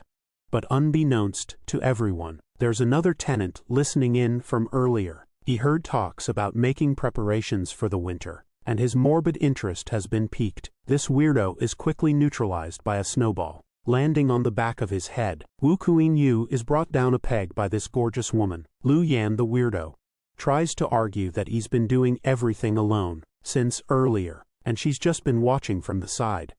But Lu Yan just dismisses him as an unruly child. Zhang Fu-yu breaks up the fight between the two, and informs them that the main path has been cleared, and is now good to go. This means that the volunteers can stop shoveling, and get ready to head out to the supermarket for supplies instead. Looking at their shopping list, it seems like the Jin brothers have a lot to buy. They even want to buy some for their mom, thinking that she's going to need it.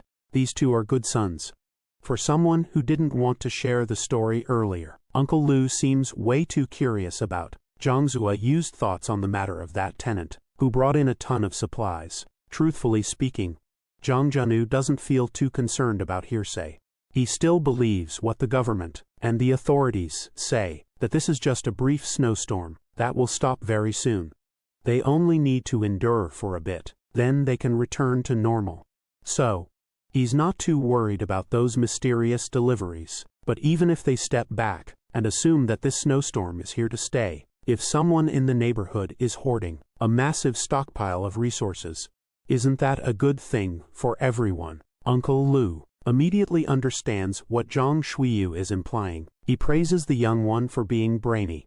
Under the ruthless snowfall with no signs of stopping, Zhang Shuiyu leads some of the tenants to the supermarket. He makes sure that everyone queues up properly. With the snow getting heavier, they need to try and get back within 3 hours. If they get past the 3-hour mark, who knows if they'll even have a road to walk back on. While those brave souls enter the unknown and endure the harsh environment, Han Feng is passed out in his warm and cozy living room, drooling on himself. He would have stayed holed up on this couch forever, with all the soda and junk food to tide him over the dull day, if not for the annoying voice calling him to the door. Han Feng lazily opens his door. He wipes the sleep from his eyes and sees homeless Joe. I mean brotherly well. The smooth-talking gangster has come in clutch, once again. Hidden inside a big bag is a semi-automatic rifle, complete with a proper crosshair. It's precisely what Han Feng wanted. This was the promised gift from Boss Lu. Brother Li had agreed to bring it, because he had stocked up on supplies beforehand, and could now afford not to run around the city like crazy, looking for supplies like most of the other citizens. But even so, Han Feng was grateful to him for coming in this weather. Brother Li also had some very interesting information, that various rumors had already started to spread about. Last night some unknown person had cleaned out the shelves of a supermarket in the Eastern District, and when the Boss Lu gang cleared their way out of the snow yesterday, they were met with nothing but emptiness in the supermarket. Johann Fang, something like this seemed unbelievable. To completely clean out a huge supermarket in one night, who could be capable of such a thing? However, there was no doubt in Brother Li's words, and it had definitely happened. Han Feng was now beginning to realize that something, even stranger than in his previous life, was happening around him. It looked like he wasn't the only one who had gained superpowers. For a second, his thoughts were interrupted by Brother Li. He advised Han Feng to wear more warm clothes, and be careful after that. He said goodbye and left finally. Our hero could be alone and think things over. He kept trying to think of a logical explanation for what had happened last night. How could someone clean out a supermarket in one night? The only explanation he could think of was the theory that it could have been done by someone with superpowers from novels and comic books. Someone capable of hiding unlimited amounts of supplies in his personal subspace. The only question was, could people with such abilities exist in this world? And the only question was, could people with such abilities exist in this world? And the answer to that question was quite simple. Since he himself had superpowers, someone else could too. This was a disturbing discovery. Now Han Fan couldn't waste a moment. He needed to examine his superpowers more thoroughly, so that when he encountered other superpower holders, he would have his own strategy to counter them. He simply had to know his strengths and weaknesses, as well as the limit of his superpowers. To do so, he opened his diary and began to study the already known facts about his powers. At this point, he already knew that his power could react with different foods, both plant and animal, with its help. He could quickly grow them, increase their volume, and also fry them, though with a terrible taste. But still, unfortunately, there were limitations which he learned about later. The likelihood of success of power application is not that great and differs for different products. For example, for soybeans, the chance of growing a plant is 10%. For meat, it's even less. Han Feng kept failing to understand why things worked the way they did. Suddenly the soybean, under the influence of the force, exploded in his hand with an unpleasant green cloud. And instead of a normal plant, our hero had a rock in his hand, just a stinky rock. This was starting to annoy him. The failure rate was too high. Han Feng had to learn how to use his power more effectively, and he was determined to start practicing hard. After all, nothing helps you learn any skill faster than practice. For this purpose he spared no time, and worked hard until late in the evening. Finally, he succeeded. In his hands, Han Feng had a fresh and alive soybean plant with pods. Such an achievement did not come easy to him. He was sweating profusely, and was already quite a good heater for his apartment. But that was the price he had to pay. To figure out a few rules to increase the success rate, he found out that green light energy is not constant. And for different products, it is worth applying this green light for different lengths of time, depending on the nutritional value of the product. If you do not guess the duration of application, you will end up with a failure and get a burnt, stinky stone. That is, you need to know exactly the ideal cooking interval for each product. This brings to mind Han Feng something familiar. One popular music and dance online game that came out a decade ago, or you had to press the right buttons in rhythm at the right interval. It was also conceivable that the value of Energy could be compared to the directions up, down, right and left. And the value of the energy input to the object had to be correct every second, and eventually, a critical point had to be caught, and the process had to be stopped. If you do it right, you'll achieve success, and every soybean will become a plant. After the success with plants, Han Feng began experimenting with meat, obviously.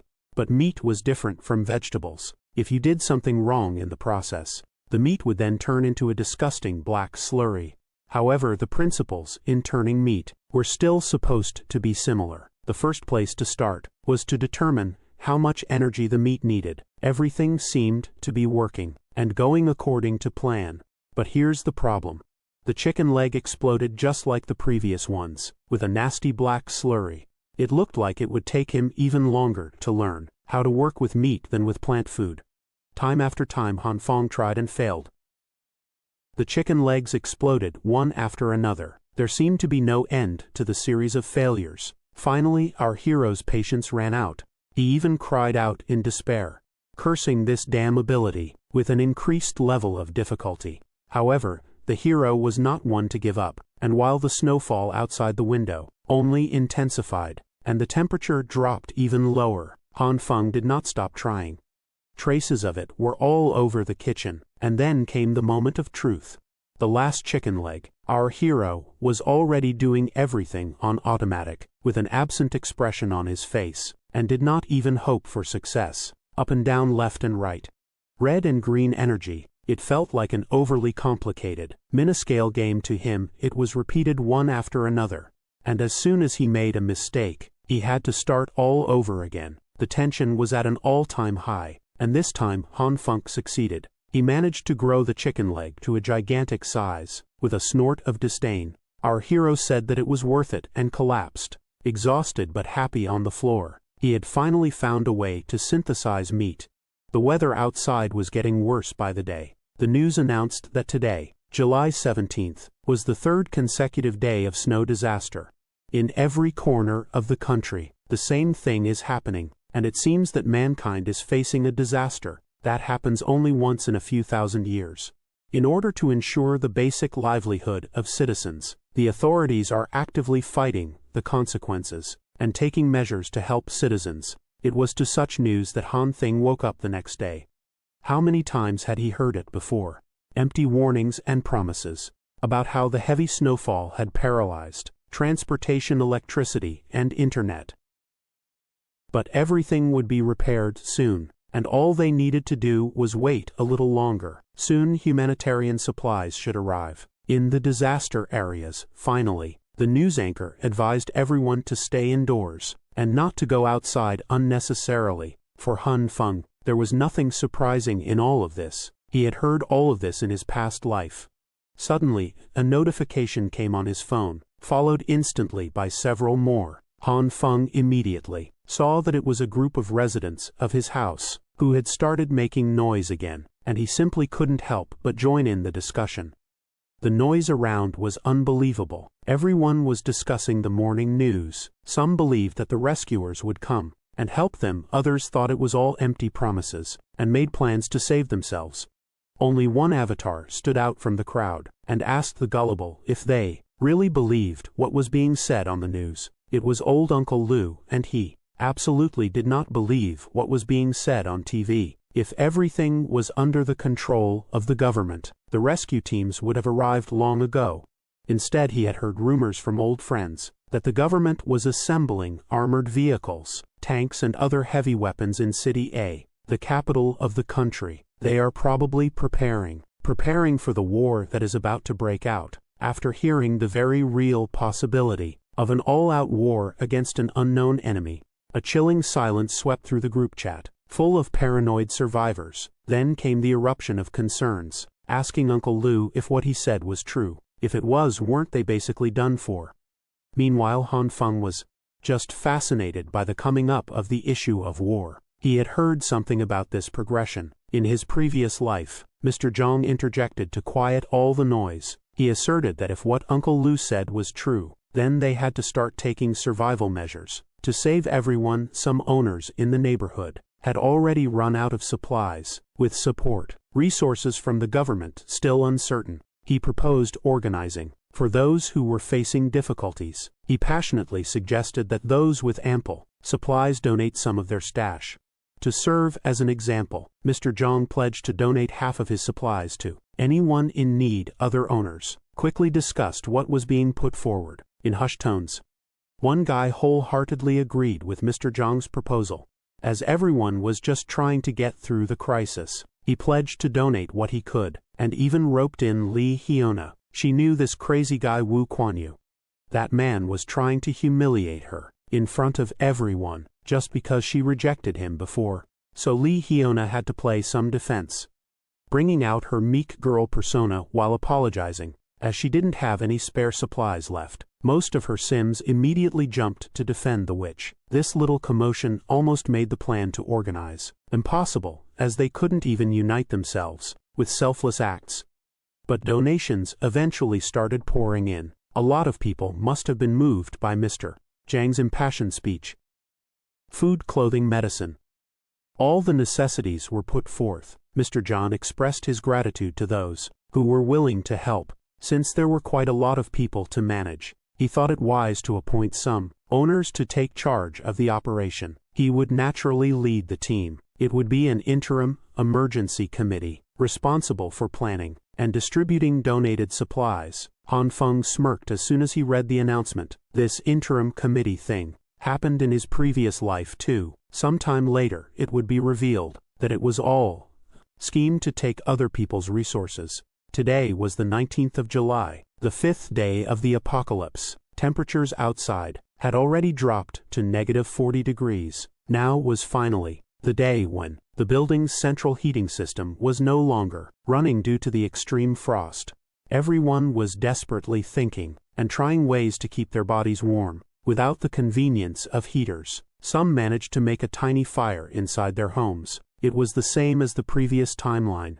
It was terrible now, but the situation would only continue to get worse. The exception to this was our MC. Of course, Han Feng was set with all his failed experimental charcoals, perfect for fueling his fireplace. On the table was a fizzy iced cola and a scrumptious slice of strawberry cake. As for Han Feng himself, he was doing what most of us would do in his situation, playing single-player video games while not giving a damn about the outside world. But his peace would be interrupted by a sudden phone call. Taking a break from gaming, he picked up the call while sipping on Coke. On the line was the person in charge of Block 8. They planned to clear the roads in 20 minutes, and were in need of manpower. In the basement car park, Han Feng resisted cursing this random guy out. These people still didn't get it yet. The snow wouldn't stop piling up against his will. Han Feng still chooses to leave the comfort of his home and go down to the main lobby. He reckoned falling out with the neighbors would be troublesome. Now he must lower the possibility of his secret being discovered. After all, from the first look at the gate, everyone could see the snow had already trapped them in the building. Other volunteers were pissed that the paths they had cleared before had been erased, with the highest snow pile they'd ever seen. Deciding to at least get the door open, the volunteer saw Han Feng and called him over to help with opening the entrance. They placed their whole body weights into the door and pushed at the count of 3, much to everyone's surprise. Opening the entrance let in copious amounts of snow and opened the lobby up to the frigidity of a raging snowstorm. The storm was too extreme, and none of them could take the cold. When you get close enough to the storm, even opening your eyes could become a possible injury. Han Feng regretted leaving his cozy couch to subject himself to manual labor and frostbite if people went out in that weather. Death wouldn't be far-fetched. Thankfully, the rest of the volunteers also came to the same realization. Only an idiot would try to go out in that temperature. Speaking of idiots, he was finally here. A voice that sounded all too familiar in Han Feng's ear. It was none other than Homeless Joe, also known as Brother Li. He was roasting everyone for acting like cowards when they needed to be imposing. At tough times like this, the volunteers shivered in their boots while trying to talk Brother Li out of his stupidity. No one should go out in the harshness of that snowstorm. Brother Li was built different though. First, He finished the cigarette he was smoking in one puff, pumped to go in like the madman that he was. Brother Lee plowed through the snow, trapping everyone in with his hands. The dumbass started chanting like an anime character, while literally punching the snow, scattering the pile all over the place. He continued doing this for a while. He even managed to dig a homeless, Joe-sized hole in the middle of the human-length pile of snow. Then came the silence after a few moments. All the volunteers could hear were garbled pleadings for help, coming from under the snow pile. The others had to drag homeless Joe out of the snow. His face looked purple from the cold, and being trapped under the heavy snow. Volunteers finally decided that venturing outside was impossible, and closed the gate. Han Feng ran up to Brother Lee, trying to make sure that the stupid gangster was all right. He asked everyone to go to the car park first, so they could look for the person in charge of attendance. They could always decide what to do next when the snow stopped with such a severe blizzard rampaging throughout the world. People were no longer in a situation where the problem could be solved with manpower in the building's car park. It seemed like the atmosphere was a little more comfortable on account of it being underground. Mr. Zhang, the de facto leader, was surrounded by the owners as always. Upon receiving reports from the lobby, he concurred that the clearing operation should take a pause also from now on. The basement car park will be the designated donation and collection point. Han Feng stayed low-key in the background. This was the first time he had met that guy with the surname Zhang. From the group chat, this meant that this was the guy who had spearheaded the establishment of that eventual scam committee. With his kind and well-spoken demeanor, Mr. Zhang would manipulate everyone with politeness and the illusion of support and unity. Mr. Zhang commented about the overwhelming downpour of donations from so many owners. These generous donations would help those who were struggling, and for that he was grateful. The general vibe in the car park was quite positive. People were feeling good about their selfless acts. It gave them a false sense of unity as they worked on the same goal of survival. Han Feng knew something they didn't though.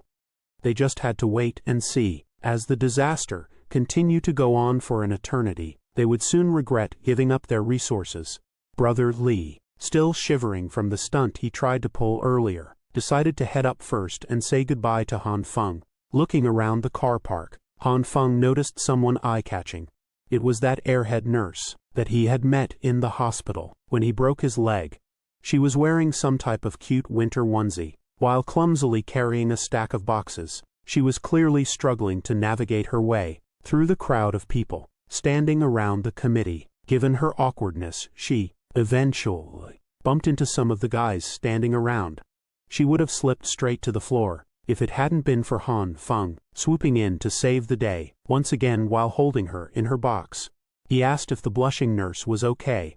When she finally opened her eyes, she expressed her thanks for the save, and eventually recognized Han Feng from the hospital. Then she remembered that his leg was supposed to be severely injured. He shouldn't be in the condition to catch falling maidens. Realizing that, he acted before thinking about the current situation. Han Feng struggled to think of a way out. He stumbled over his words before getting out that his speed of recovery had always been great since he was young. It was very unconvincing with all the nervous gestures. Fortunately, the nurse was too dense to gather any kind of untruthfulness from his words and actions. She just found his recovery speed to be fantastic. Han Feng offered to help lift her boxes. She declined at first, saying that they were heavy. But our boy insisted. It took a little bit of convincing, but she eventually entrusted the boxes to him. As soon as he got both hands on the supplies, he was flabbergasted by how heavy they actually were. They were unnaturally weighty. Curious, he asked her what was inside. She explained that these were mainly medical supplies that she was donating to those in need. She also acknowledged that it might be a little too heavy, and that she would be fine carrying them to the donation point. Entranced by her beauty and kindness, you could give Han Feng a few more pounds to carry, and he would never complain, since she claimed to be stronger than most guys. The nurse kept reminding him not to push too hard. When asked if she'd always been strong since she was young, she became a little guarded, while answering that there was a reason behind it all. Hearing those cryptic words, made Han Feng naturally curious, but she looked uncomfortable telling the story, and apologized for bringing it up. It's just that something happened recently that she can't quite explain. Also, they've been talking and walking for a while now, and she still didn't know his name. Han Feng politely introduced himself. In turn, the angelic nurse also dropped her name, Jin Shui, based on her big smile. It seemed like she really appreciated this unexpected meeting. He was speechless whenever he saw that smile. He would have been in, but Nurse Jin asked what he does, and he truthfully answered that he was unemployed. Talk about fumbling. A baddie so close to the finish line, my boy, but thanks to Manuel logic, an impatient man just happened to pass by, knocking Nurse Jin off balance. Struggling to maintain her balance, she eventually fell on Han Feng. He was the only one she could grab to stabilize. This also led to her soft breasts, pressing into Han Feng's arm. All of a sudden, having zero riz, Han Feng just stood there and savored the moment. Nurse Jin immediately pulled away and apologized, while Han Feng tried to say that it was no problem. This would have been a perfect first meeting, if it hadn't been for Li Hyona, rearing her ugly head to approach Han Feng, like a sleepless zombie. You could see the effects of hunger and cold taking a toll on her, like the parasite that she is. The witch immediately pounced on Han Feng, deliberately rubbing her chest against his arm. Grabbing him slowly, she asked who the pink-haired lady was, and if she was a friend. Nurse Jen immediately felt awkward, and grabbed the box supplies away from Han Feng's hands. She just wanted to get her donations logged, and not interrupt two friends chatting. Han Feng asked why Fiona was down here, while he regrettably watched Nurse Jin scurry her way to the donation point. The witch explained that she came to get some supplies, noting that she was worried about Han Feng. Given his inactivity, he scratched his head, and told her that he was just about to send a message. She called him a liar, seeing as he was happily chatting away with another lady. Just now then came the inquiries about whether he had any spare food supplies at home. She claimed that she was almost out of food, and was wondering if she could share some of Han Feng's. He didn't get pissed off or anything like that. On the contrary, he smirked, continuing his impact. Han Feng claimed that he didn't have much food left, either, but could spare some to share. But he'd only share food with people who reply to messages acting forward. He grabbed the witch by the waist, and asked if she would be willing to accompany him to his place for a few days. Not used to the more confident version of her supposed simp, the witch lost her composure for a second. She pushed him away and smiled. Li Fiona insisted that if Han Feng wanted to chat, they could just do so online. Taking that as a flat-out rejection, Han Feng turned back to head up to his place. Being in a very desperate situation, the witch grabbed him before he could get far, telling him to wait up. She asserted that he had changed quite a bit recently. Fiona also claimed that she had always been very serious about her feelings, with the most convincing puppy eyes imaginable. Fiona professed that she didn't want people to think that she was just with Han Feng for his money, so she's going to need a little more time for something more serious. Han Feng looked at her act with a blush on his face. Thankfully, he checked himself immediately. If he hadn't already died once by her hands, he would have believed those words. But right now he just wanted to tear her ugly mask off. The thing is, he still hadn't found out who the man behind the witch was. Thinking about it now, why would he even go look for the guy when he could just act and proceed like he did in his previous life? Until Hyona naturally brought the man over. This time he'll be more prepared. Sure, they have a steel bat, but Han Feng has a sniper rifle. Realizing this, he decided not to rock the boat too much, and joked that he was just teasing her. Now the witch was feeling a little ashamed of putting on another acting master class for a joke still. Han Feng asserted that he would wait for her message, so he could deliver some food supplies the next day. With this, they finally bade each other goodbye. She even told him to hit her up if there was anything he wanted to talk about. As the witch exited the car park, an evil smile crept up at the corners of her vile mouth. Unbeknownst to her, Han Feng wasn't the one being played this time around. He really liked tormenting her on the low-key. 2 days passed without Han Feng contacting the witch. This turned into Li Hyona blowing up his phone with angry text messages about the delivery of the promised supplies. Han Feng was just letting all the salty messages pile in, while he ate a piping hot steak meal, paired with some fizzy drink. How good would it be to eat some good food, while tormenting a witch, who killed you in the previous life? Finally, figuring out the method to make some blissfully delicious meat was a game changer. The cold weather outside was perfect for such nice and warm food. Inside, while everyone was miserable in the cold, this guy was actually sweating it out in his bathrobe. Absolute Chad.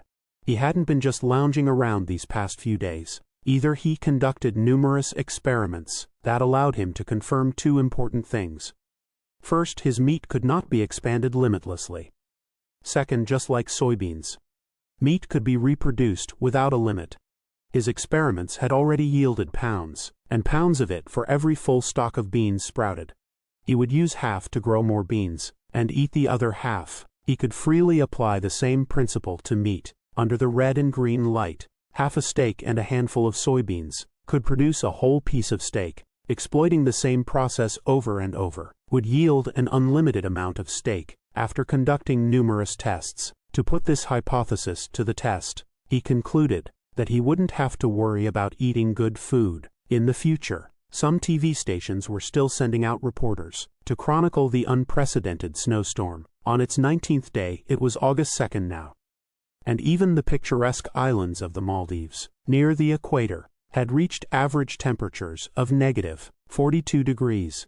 The entire island had been engulfed by ice and snow. Even the ocean was freezing, at a speed observable to the naked eye. It was unreal according to expert readings. The ice layer had reached 55 centimeters deep. Similar situations could be observed in other countries. Near the equator, the supposed warm territories. Watching through his massive entertainment center, Han Funk scoffed at the news coverage. In reality, the situation in the outside world was far worse than the media's portrayal. He was peacefully sipping on his daily red wine when a sudden noise from outside sent a shock to his system. Han Feng hurriedly made his way to the window and opened the curtains. He could see a building engulfed in fire. From a distance, this was the 7th explosion incident in the past few days. Even Han Feng was clueless about the cause. But what was certain was that this was not a good sign. There had been a ramp up in the number of military helicopters flying through the city too. If he was clueless, so were the rest of the survivors. The situation outside was causing panic. Among the residents, all of them were basically camping around the basement car park to trade for goods and food supplies. Human greed knows no limits, so there were many residents taking advantage of others, leading to several conflicts and altercations. At the center of all this was Mr. Zhang, who was still playing the role of the reliable leader, who provided necessary resources to the destitute. For free. Today was a special day, as Han Feng decided to go down to the basement car park with the other survivors. He'd only been out of his place for a few minutes, and the cold was already getting to him. Every time he exited the comfort of his home, he regretted his decision. The real reason he came down was to gather some useful information. If it weren't for that, he wouldn't have shown his face to these people ever again. Before he was given the chance to reset, he remembered a rebellion sweeping through the neighborhood. If memory served him right, it should be related to the people in this basement. Right now they were still standing by their promise to give away resources, instead of outright scamming people. To find out what was really going on, Han Feng decided to do some detective work on this messy and chaotic gathering. Based on the long lines in the collection area, it looked like the number of households facing shortages was relatively high. At the front of the line, a man was complaining about how few resources he was getting when he had donated several large boxes of supplies, while Mr. Zhang insisted that everyone was given an equal slice, with a single canned good and one sausage in hand. The man demanded his donated resources back, but the committee couldn't really do that. Since the disaster was ongoing, Mr. Zhang urged the man to look at the bigger picture and promised to pay back the man in cash several times over once things settled down. But a promise of money for an uncertain tomorrow wasn't worth anything right now. Finally, other people in the line started speaking up against the whiny man. They bashed the guy, telling him to stop being so shameless and move along. It didn't take too long for a mob to form around the idea of hating this shameless man, who who just wanted a few more supplies for his family. They were thoroughly under the influence of the interim committee. Han Feng knew all too well that there was no way for the people in charge to concede their resources in this current situation, but placing yourself on higher moral ground against those who donated more resources at the start of the crisis was equally shameless. Speaking of shameless, the man, the myth, the legend, finally made another appearance in the basement. It was none other than homeless Joe. I mean Brother Lee. He looked a lot worse than a few days ago. He looked frail, sickly, and thin. It had been a while since the Gun brothers had seen each other. Brother Lee claimed that he wasn't doing too badly, but it was clear that he was. According to him, he was just trembling from being flustered and powerless, not to mention the cold. He was far from doing not too bad. Brother Lee finally admitted that he had been having a difficult time, just depending on drinking water to suppress his hunger, as he didn't have any food left. When the donation drive was in full swing, he donated most of his resources to the committee. In the end, his own supply ran out before the promised end of the snowstorm. In addition, the rations that the committee doled out were too little. If Brother Lee had only known how bad the weather would be, he would have kept more of his personal stash. Realizing that he had a possible solution for Brother Lee's plight, Han Feng pulled the gangster closer to whisper a favor. Brother Lee pulled away in disbelief. Little Han Feng just offered him 4 packs of instant noodles and 2 sausages to do a simple job. Han Feng made a point of asserting that this would put a significant dent in his supplies. The gangster took it as his little bro was looking for an excuse to give him food. He was moved to tears, promising to remember his goodwill for the rest of time. Brother Lee grabbed Han Feng with sincere intensity and assured him that this small matter would be settled without a fuss. As for the food, he could just swing by Han Feng's house later. But first, Brother Lee really needed something to fill his stomach, so he lined up to get some rations. Han Feng was just pleased with the perfect deal. He cooked up with just a few packs of noodles and sausages. He wouldn't have to come down here personally to gather information in the future. He felt a little sorry for Brother Lee, but sticking his nose into other people's business wasn't as important as comfortably lazing on his sofa, eating delicious food and playing games. Han Feng would have had a perfect journey in the basement car park if he hadn't been spotted by yet another familiar face. After hearing his name, the next thing he saw was a palm heading for his face. Lee Fiona's version of hello for today was a crisp slap across Han Feng's cheek.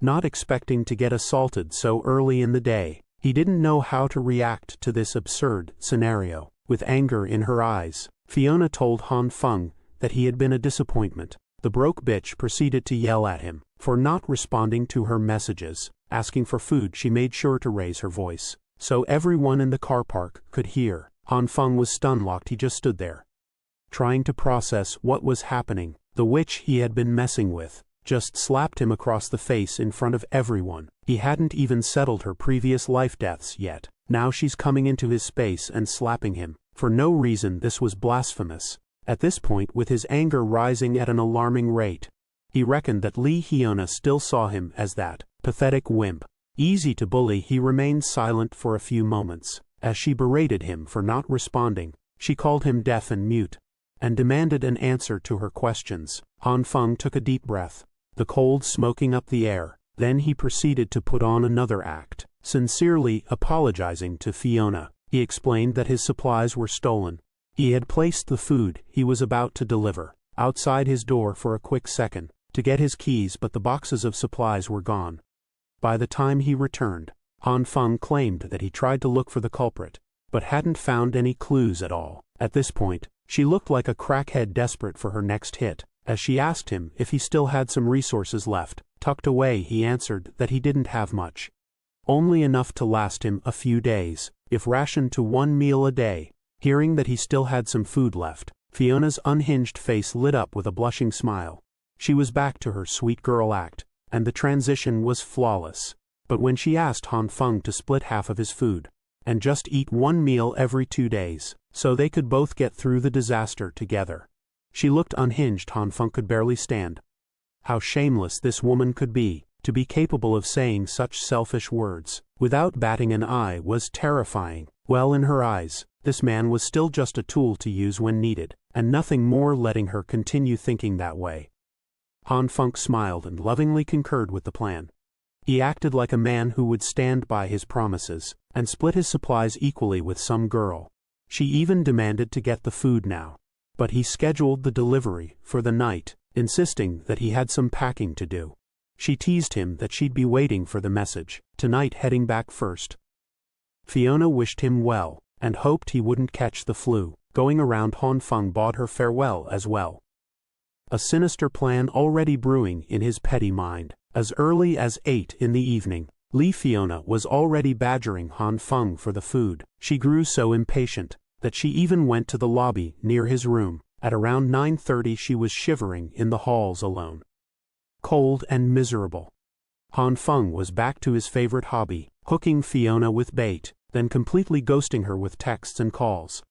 The elevator was busted, after weeks of cold without maintenance, so if she really wanted to cause a scene, she'd have to take the stairs up to Han Feng's unit. Seeing no other choice, Fiona swallowed her pride, and took the creepy staircase. Halfway through the climb, she was already exhausted, with the cold making her shiver. It was a hellish ordeal if it weren't for the supplies.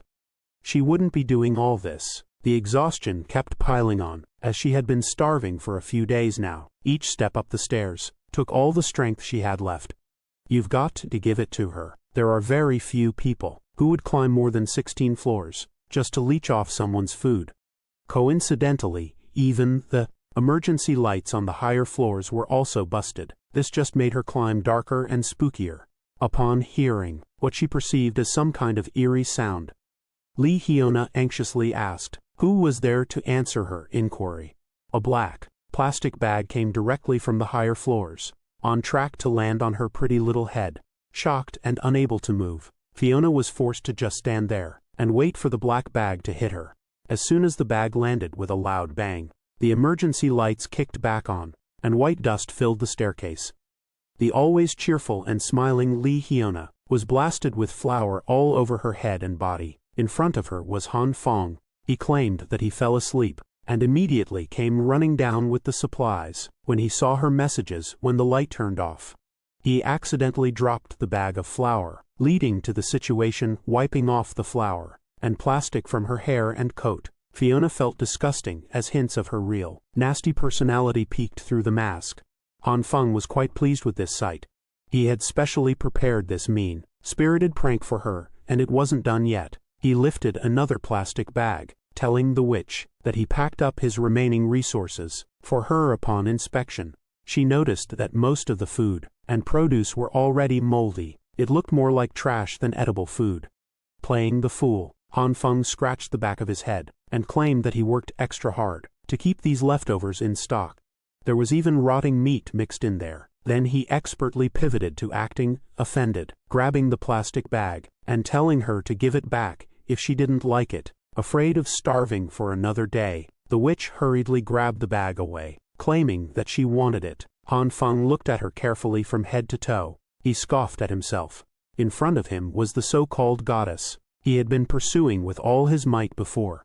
Right now she looked like a homeless crackhead, stuck outside on a winter night. She was rummaging through the trash bag and trying to find something edible in the moldy pile. She even greedily grabbed the remaining bag of flour from Han Feng's hand. Fiona was celebrating even half a bag of flour, not minding that she got blasted by the white stuff just minutes ago. She then took off without saying thank you or goodbye.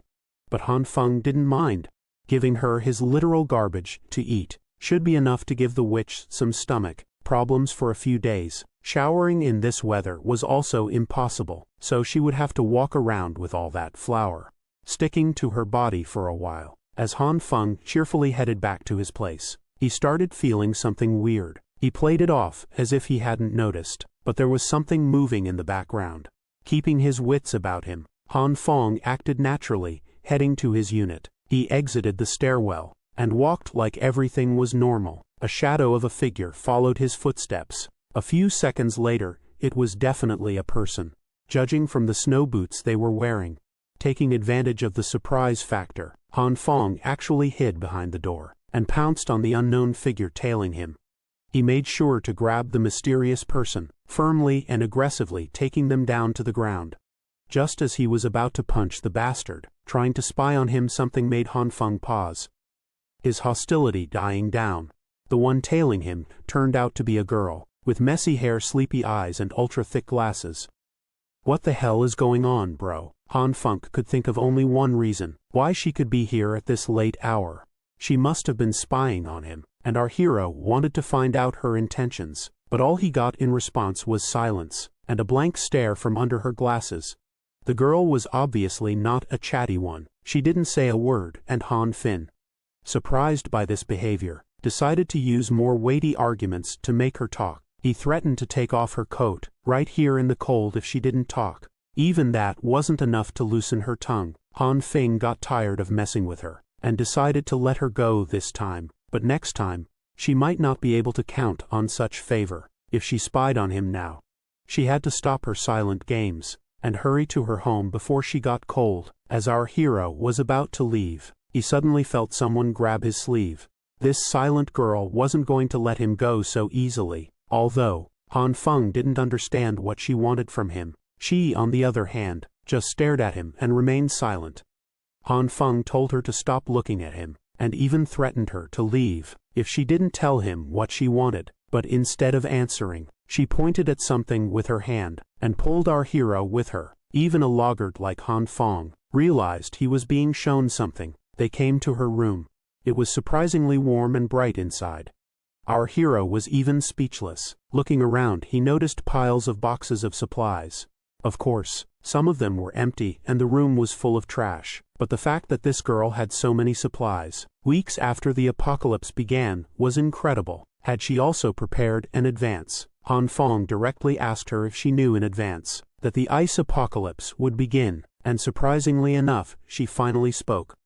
Although she said some strange things, it turned out that she had done the calculations herself, and got the result that predicted a future ice age. She turned out to be the strange person who had been posting in the community chat about the coming of the ice age apocalypse. Before it happened, Han Feng, of course, didn't understand what she was talking about. It was hard for such a dumbass to realize that, by doing research and calculations, one could sometimes know the future, without even being a reborn regressor. But Han Feng knew that she probably didn't bring him here to talk about her research, and he was right. She had clearly shown him the real reason. The girl had a lot of screens in her room, with CCTV footage on them, and on all of them was our hero. On the first footage, he was picking his nose, while carrying a pile of boxes in an elevator. On the second, a delivery service was bringing a dozen gas cans into his room. On the third, Brother Lee brought him a gun case, and so on. It turns out that Han Feng's first guess about this girl, upon meeting her, turned out to be correct. She had indeed been spying on him, and for a long time. She was now more comfortable than ever, and didn't hesitate to change her clothes, right in front of our hero. Her room was too warm to wear warm winter clothes. Han Feng still managed to blunder and misunderstood, and asked why she suddenly decided to undress here. She simply replied that it was hot in here, but of course he meant something else. Why was she doing it here in front of him? He demanded that she should stop immediately and put her pants back on. Eventually, after a while, as much as he was against it, he had to take off his coat, too. This girl had dangerous information, and until he resolved this issue, he just couldn't leave. So summarizing what he understood, Han Feng realized that she was spying on him, due to being suspicious of his behavior when he started stocking up on supplies, before it even snowed. Fortunately, this monitoring wasn't for the purpose of gathering information on our hero for blackmail, but to find out if Han Feng was smart and capable enough to cooperate. Now it was just a matter of figuring out what she meant by cooperation. Talking was difficult for her, so the girl decided it was better to show along the way. Of course, making our hero understand everything in his own way. Han Feng couldn't even imagine what she was going to do by making such movements. Of course, pulling out the generator from behind the bed, instead of what you think she was going to do. She just wanted Han Feng to teach her how to use the generator. She was a master of all things computers and books. but the everyday skills necessary for survival were critically lacking after a while. The generator was up and running steadily. Will leave out the fact that running a generator in a room is a very bad idea. Let's assume that this generator was hydrogen-powered and was fairly quiet. Han Feng hoped that this would be the end of her requests. But that wasn't the case. Her blue eyes were asking for help again, this time with the hot water boiler. Our hero quickly set it up, and now she should have hot water around the clock, thanks to the generator's power. But still Han Feng advised her to save water and remember to close the tap. Next, she asked for help with the refrigerator. It was an unimaginable mess, and our hero had to teach her that raw meat should be put in the freezer, not in the refrigerator, otherwise it will quickly spoil. Also, she had to keep everything clean, or she would soon get sick, and he wasn't gonna do all this for her. She had to do it herself. Han Feng couldn't understand how she had lived to this point without knowing such basic things. He even had to show her how to change and connect the gas cans to the stove. She had to remember the safety precautions and clearly repeat all his actions. It only got more complicated from there. Han Feng had to teach her how to cook and roast food on the fire. Finally, when our hero was completely exhausted, a delicious dinner was ready, and he advised her to eat while the food was still hot. He himself couldn't understand how he'd gotten to this life. He had to spend all day babysitting an adult child. His new friend's ability to take care of herself was too low, although she didn't seem to be embarrassed at all. The dinner was just too delicious. Han Feng realized that there was no understanding on this matter, and awkwardly excused himself by saying that he was just joking. He was incredibly tired for the day, and couldn't dream of anything else but his warm bed. Turns out he wasn't the only one tired during the day. When he turned his attention to the girl, she was already asleep, and the table with food as a bed suited her just fine. This was the first time Han Feng had ever seen someone fall asleep while eating. But still, he decided to carry her to the bed. Who would have thought that he would spend the day teaching a child? During the night, the snowfall only intensified, and the temperature dropped even lower. Han Feng had just woken up, and he already had guests demanding his attention. It was the same girl again. She had brought gifts to thank him for his help. Even our hero was surprised by her generosity. She had brought so much. But after Han Feng took the boxes away, she continued to stand at the door, and wasn't going to leave at all. That look, he already knew she wanted to ask for another favor. She had brought a generator with her, and asked him to teach her one more time. She didn't seem to have memorized yesterday's lessons, so Han Feng had to start all over again. After a few days of talking to the girl, he realized that she was a complete idiot. When it came to survival, she was also critically lacking in common sense and understanding of what was appropriate and what was not. But she didn't give up, and every day she dragged Han Feng to her room to be taught survival and everyday skills. After a while, she finally managed to cook something remotely edible and resembling a meal. Even such a cooking skill, Han Feng considered an improvement. Previously, even dogs wouldn't want to eat such a thing, but in an ice apocalypse, even humans would line up for such food. After so long, Han Feng finally decided to find out the girl's name. She introduced herself as Xiao Xingen. It was still a mystery to Han Feng why she spoke so strangely, and what was wrong with her, but he wasn't going to leave her to her fate. Meanwhile, downstairs in the basement, where supplies were being distributed to the needy residents, things were not calm at all. The hungry residents were fighting amongst themselves for what little supplies they had left. Chaos reigned, and the residents began taking supplies from each other, arguing that no one could prove whose supplies it was. The weak simply fell from powerlessness, and the strong tried to grab more. It seems that the quiet days in this community are over. People were fighting for resources they felt entitled to. They guarded what little they managed to loot with their lives. Any attempted stealing quickly devolved into mindless violence. These people punched and kicked one another mercilessly until their fists and shoes were bloodied. While everyone was hastening the collapse of civilization, Mr. Zhang remained calm throughout the storm. He amplified the volume of the megaphone in his hands and stopped the fighting altogether. As everyone covered their ears in pain, Bro was using a real sonic attack. That's a real supervillain. After a few seconds of that grating feedback sound, Mr. Zhang finally addressed his fellow survivors. He asked them if they had had enough of the fighting. He picked up one of the badly beaten men and explained that, just because of these few remaining resources, they were risking death. Wasn't that the definition of ridiculous? But the masses were still angry.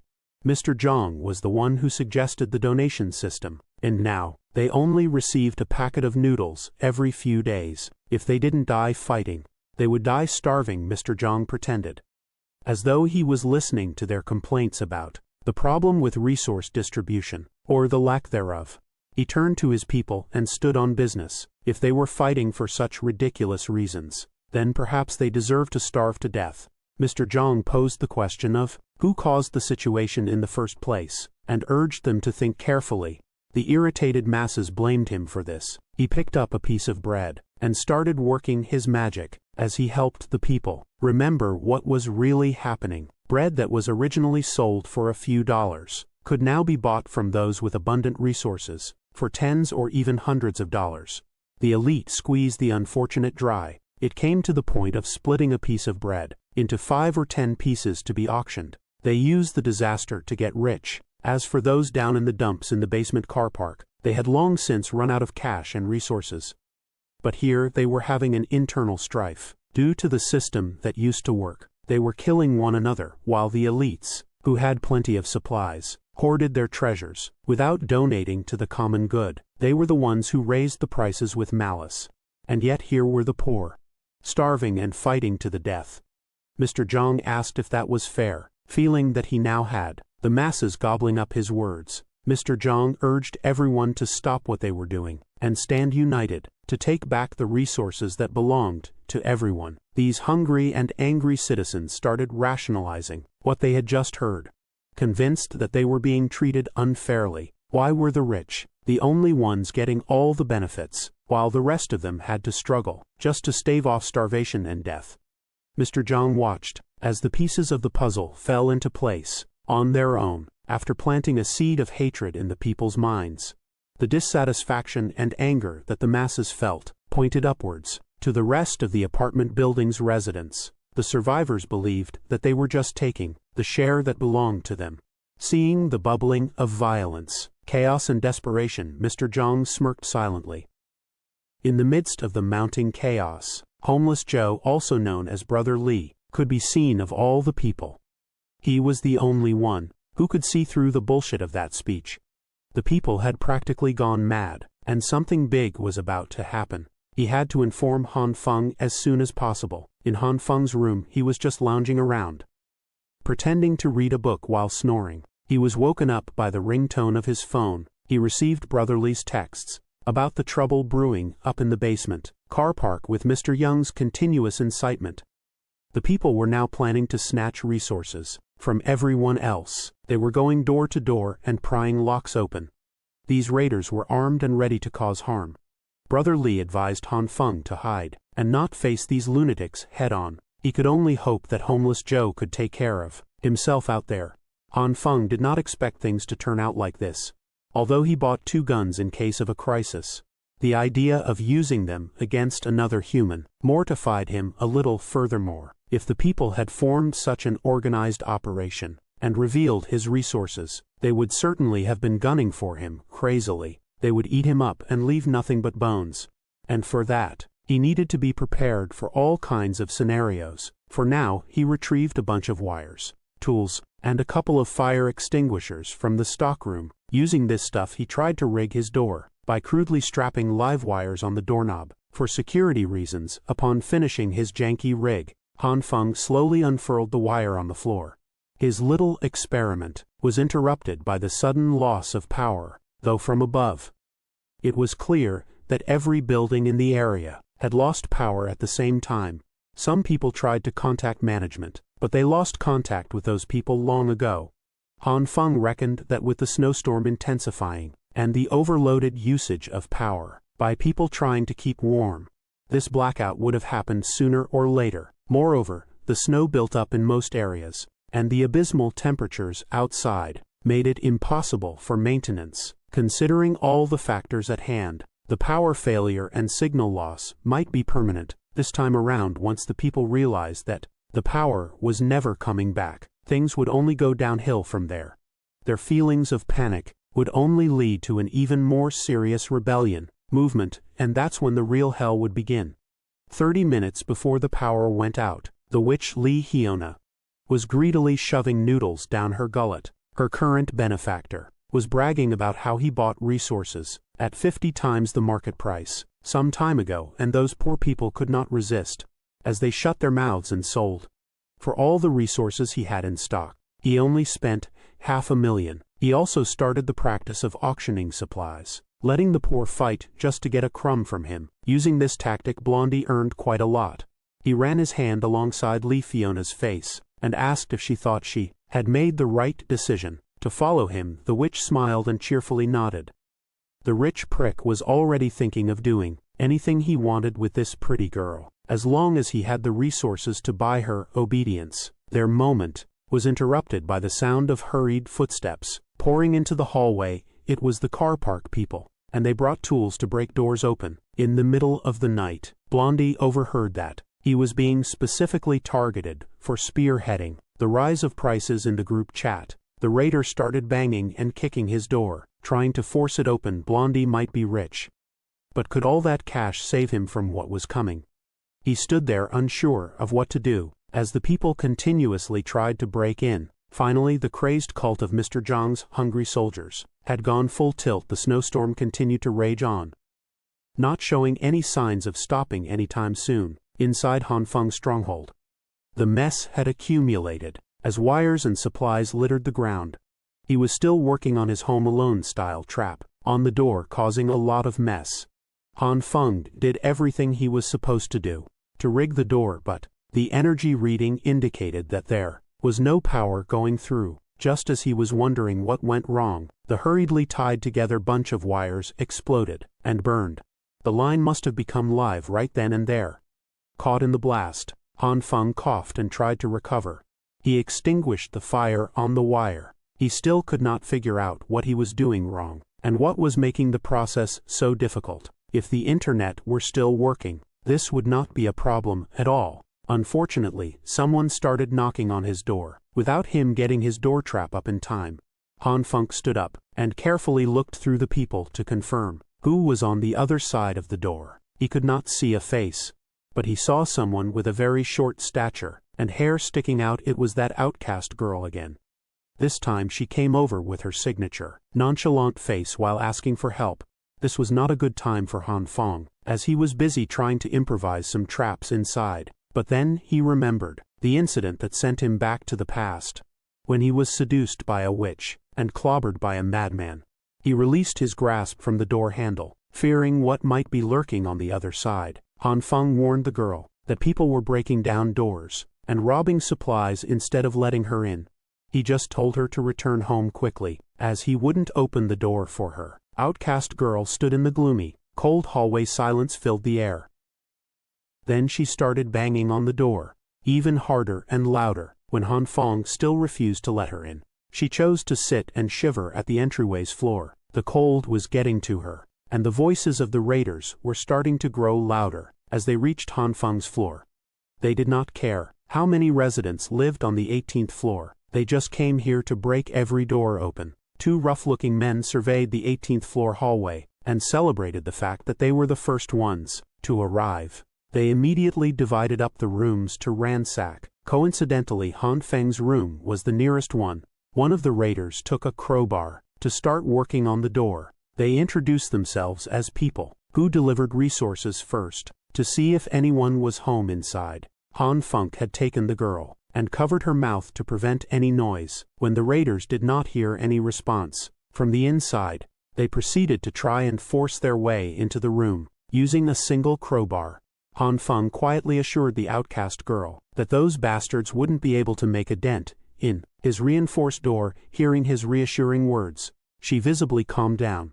The door handle flipped up and down multiple times, but the raiders could not figure out a way in. With the sturdy door getting them nowhere, the raiders decided to mark Han Feng's place and proceed to the next door first. It was a good thing that the reinforced door and handle were installed. with 5 centimeter thick iron plates, reinforcing the frame. Even the contractor who installed it was shocked. Han Feng was so busy feeling good about his decisions that he forgot to let go of the girl's mouth. He was too afraid to make a noise and attract attention. Still, Outcast Girl thanked him for taking her in. Before the raider saw her sitting outside, they opted to wait a few more minutes just to be sure, but it sounded like those raiders were gone. Now Han Feng immediately got back to fixing his trap.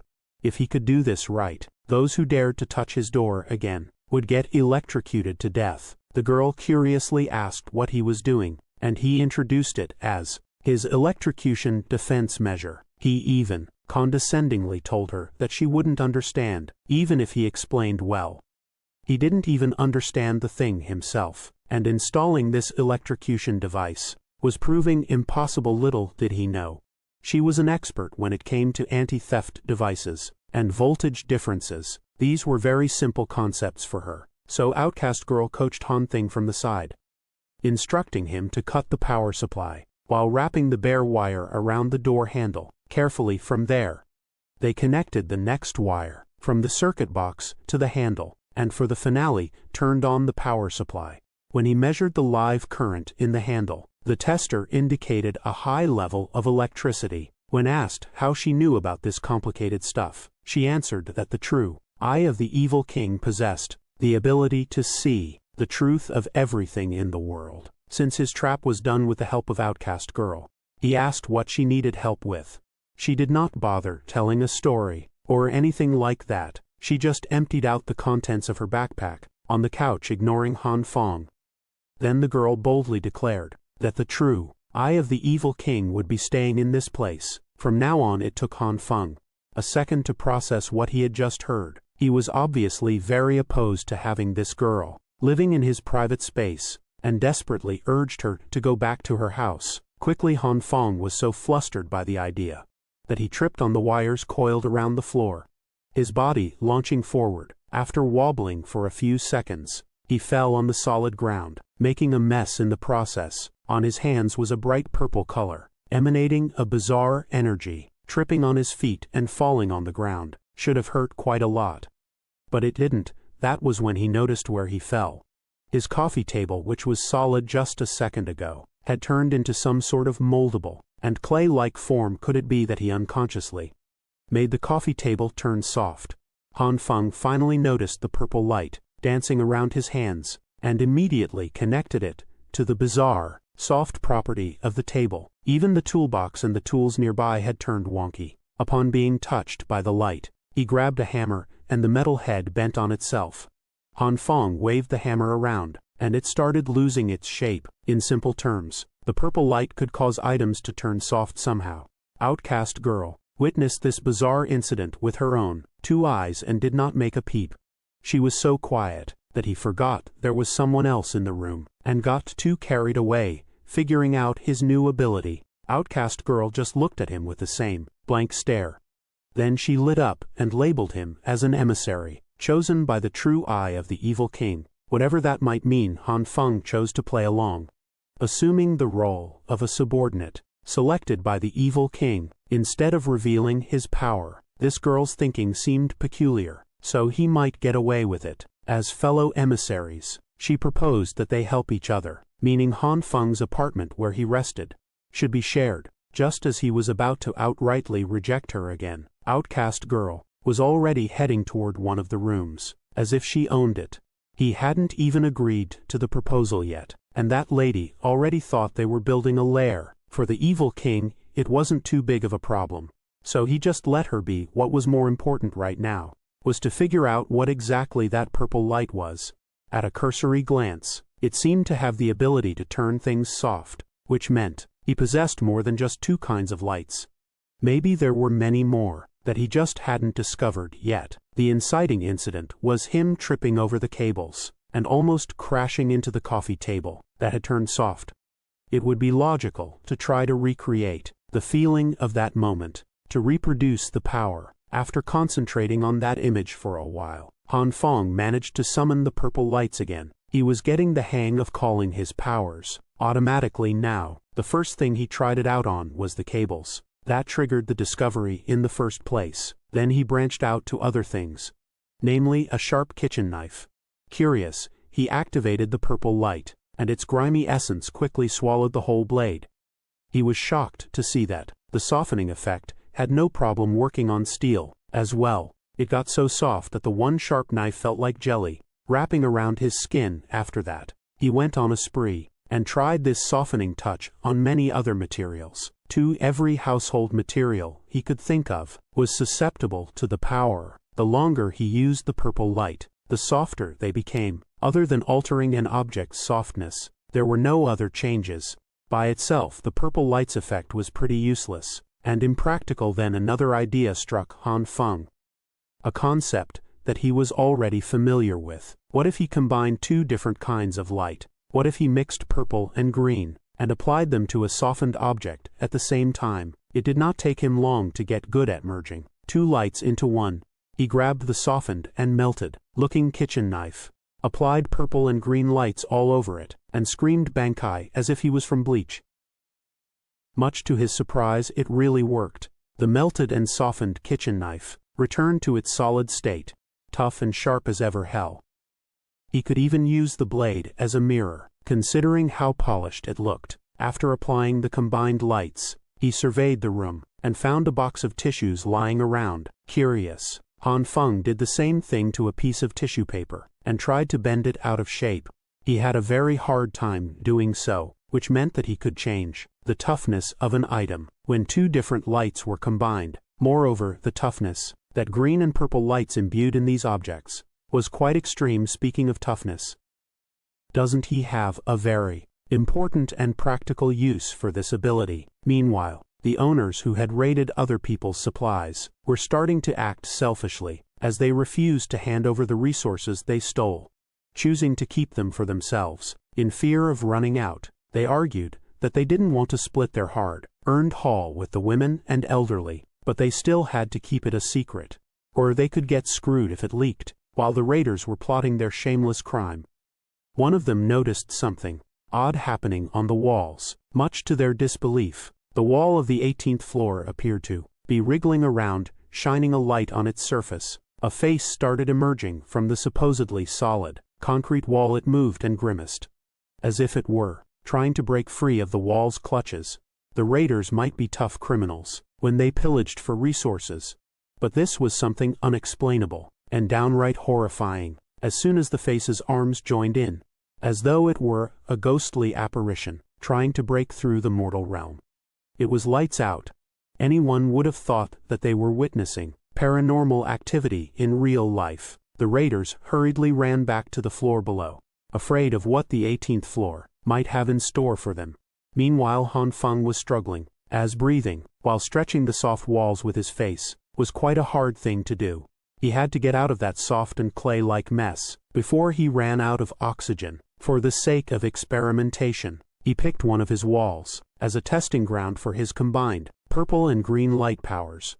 But applying these lights to an entire wall was too strenuous. After a while, he managed to get enormous amounts of light to join and blend with one another. It was an extremely exhausting process, but it gave him an even tougher and sturdier wall than he already had. To test it out, he brought out a sledgehammer for verification.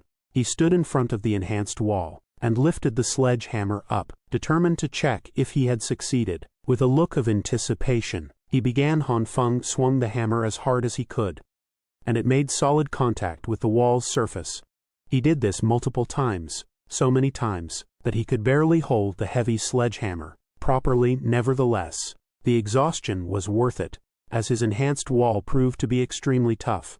He couldn't even scrape its surface with all his strength back in the basement car park. Most of the raiders had come back to surrender a few bags of their loot. One man scratched his head as he apologized for only managing to seize a little bit of food. While being audited, he seemed on edge, and when someone tapped him on the shoulder, his nerves flared. The guy who tapped him on the shoulder proceeded to take him down to the floor, securing his arms behind his back. This concerned citizen was one of the Jin brothers. He pressed down hard and demanded to know where the rest of the stolen food was hidden. The raider denied hiding the supplies, but Jinbro clearly saw him carrying 3 big bags, before surrendering just one little bag. Even with his arms getting twisted up, he continued to vehemently deny hiding resources, since it looked like he was not willing to speak, with just a little arm twist. Perhaps a good beating would squeeze some honesty out of the man. Just as Jinbro was about to wail at the dishonest raider, someone calmly stopped him with a simple shoulder tap. Much to everyone's surprise, it was the man of the people, Mr. Zhang. Mr. Zhang urged the young man to let the raider go first, so they could talk things out, if there really was a problem. He heard the case of secretly hiding food that was supposed to be for everyone, and wanted to deal with the matter in his own way. Jinbro finally relented, and threw the piece of trash down the ground for Mr. Zhang's sake. When the raider looked up, he saw a helping hand offering its assistance. It belonged to the representative of the basement car park, the benevolent Mr. Zhang. His smile gave the people peace and calm. But there was always something sinister behind that kind face. After a few minutes of talking and convincing, the man finally brought out the rest of the food that he pillaged, just as previously said. There were 2 more big bags unaccounted for. The man shamefully apologized for being greedy, as he had 5 mouths to feed at home. And the food that was distributed was not nearly enough. Hearing this, Mr. Zhang took his share of today's ration and selflessly handed it over to the man. He respected the rules. The kind gesture almost made the dishonest raider cry, right then and there, as he thanked Mr. Zhang from the bottom of his heart. The lying thief Lao Wang swore that if Mr. Zhang needed anything in the future, he would be at his service. Turning to the masses lined up in a single file, Mr. Zhang urged them to quickly receive their rations and go back home quickly. The Jin brothers were curious as to how Mr. Zhang got the thief to hand over everything so willingly, and why he gave the guy extra rations. From his own share, he insisted that he did not do much, and just helped the guy understand a certain principle. Of course, the Jin brothers were curious about this principle. Mr. Zhang explained that in the history of the country, there were multiple times when riots and rebellions occurred due to the clash of benefits between different social classes. However, the nature of these riots was defined as a collective social behavior. If you were not arrested on the spot, you wouldn't be convicted in a court of law. All Mr. Zhang did was inform the man that, if he broke the rules, the collective would no longer welcome him. He would become nothing but a common robbing criminal. Not to mention the punishment of the law. After the disaster passes, that guy would have to face the revenge of the owners he stole from. Those fears compounded and made the decision easy. Uncle Lu watched everything unfold from afar, just a passive observer. He knew that Mr. Zhang deliberately left the fact that within those groups of rioters, there would always be a leader leading the collective's actions. Heroes and even villains will always emerge in troubled times, and he could see that potential in this John kid. As for our MC, he was still busy swinging his sledgehammer on different parts of his house to make sure that they were virtually indestructible. This activity was draining him quite a lot, but at least he has invincible windows now that the entire house has been strengthened, and toughness verification is also finished. He can finally chill right at that moment. Someone started knocking on his door again. This is becoming more and more common. He treated softly on the floor, and wondered if it was those resource-stealing neighbors again. Upon arriving at the entryway, he looked through the peephole to see what was up. Much to his surprise, it was none other than Li Fiona, calling out his name with tears in her eyes, while shivering in the cold. This was an extremely familiar scene. She went on about how she couldn't betray the feelings he had towards her, that one can only understand someone's heart during tough times, and only someone who truly loved her would invest in her unconditionally. If he just opened the door, she would gladly open her heart.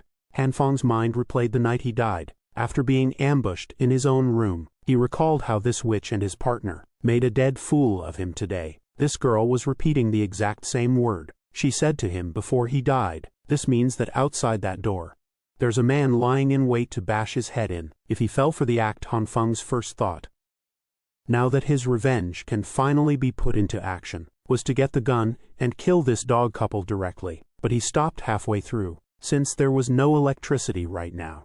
The enemy hiding in the dark would have the advantage, while he was out in the open. If Han Feng can't kill in one shot, then he might lose his life instead. If he used electric shocks, then tricking two people into touching a trap at the same time would be basically impossible. For now he tried his best to calm down.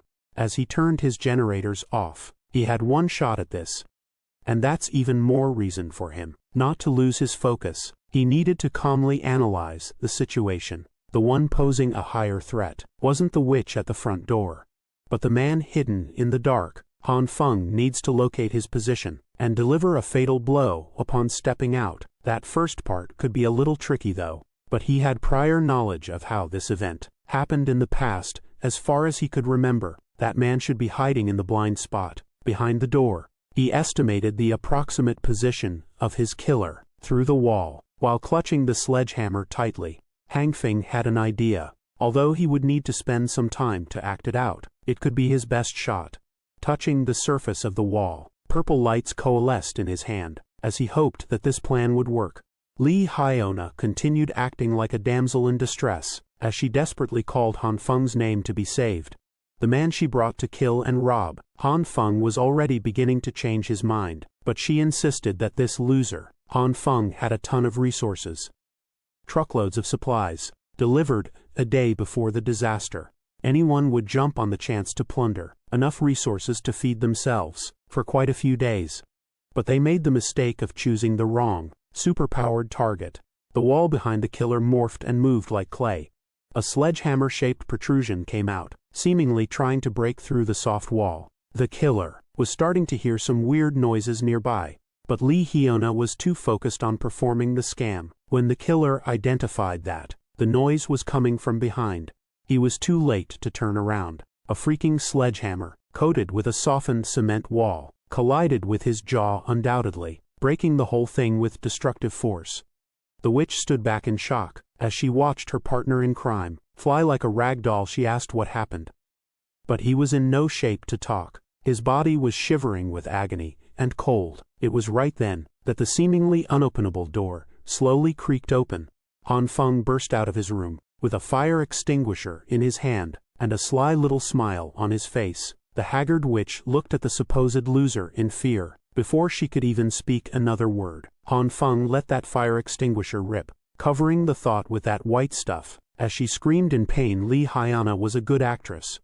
She managed to keep her soft cadence, as she begged Han Feng to stop spraying her with the white substance. She even ingested some of it, which you weren't supposed to do. The witch coughed and coughed, as her body began breaking down from the cold, brought on by the extinguishing agent. When she opened her eyes, she saw the rich, blonde prick she had brought as muscle to rob Han Feng lying on the floor, convulsing uncontrollably, and desperately asking for help. Unfortunately for him, Li Hyona wasn't in the best position to provide assistance either.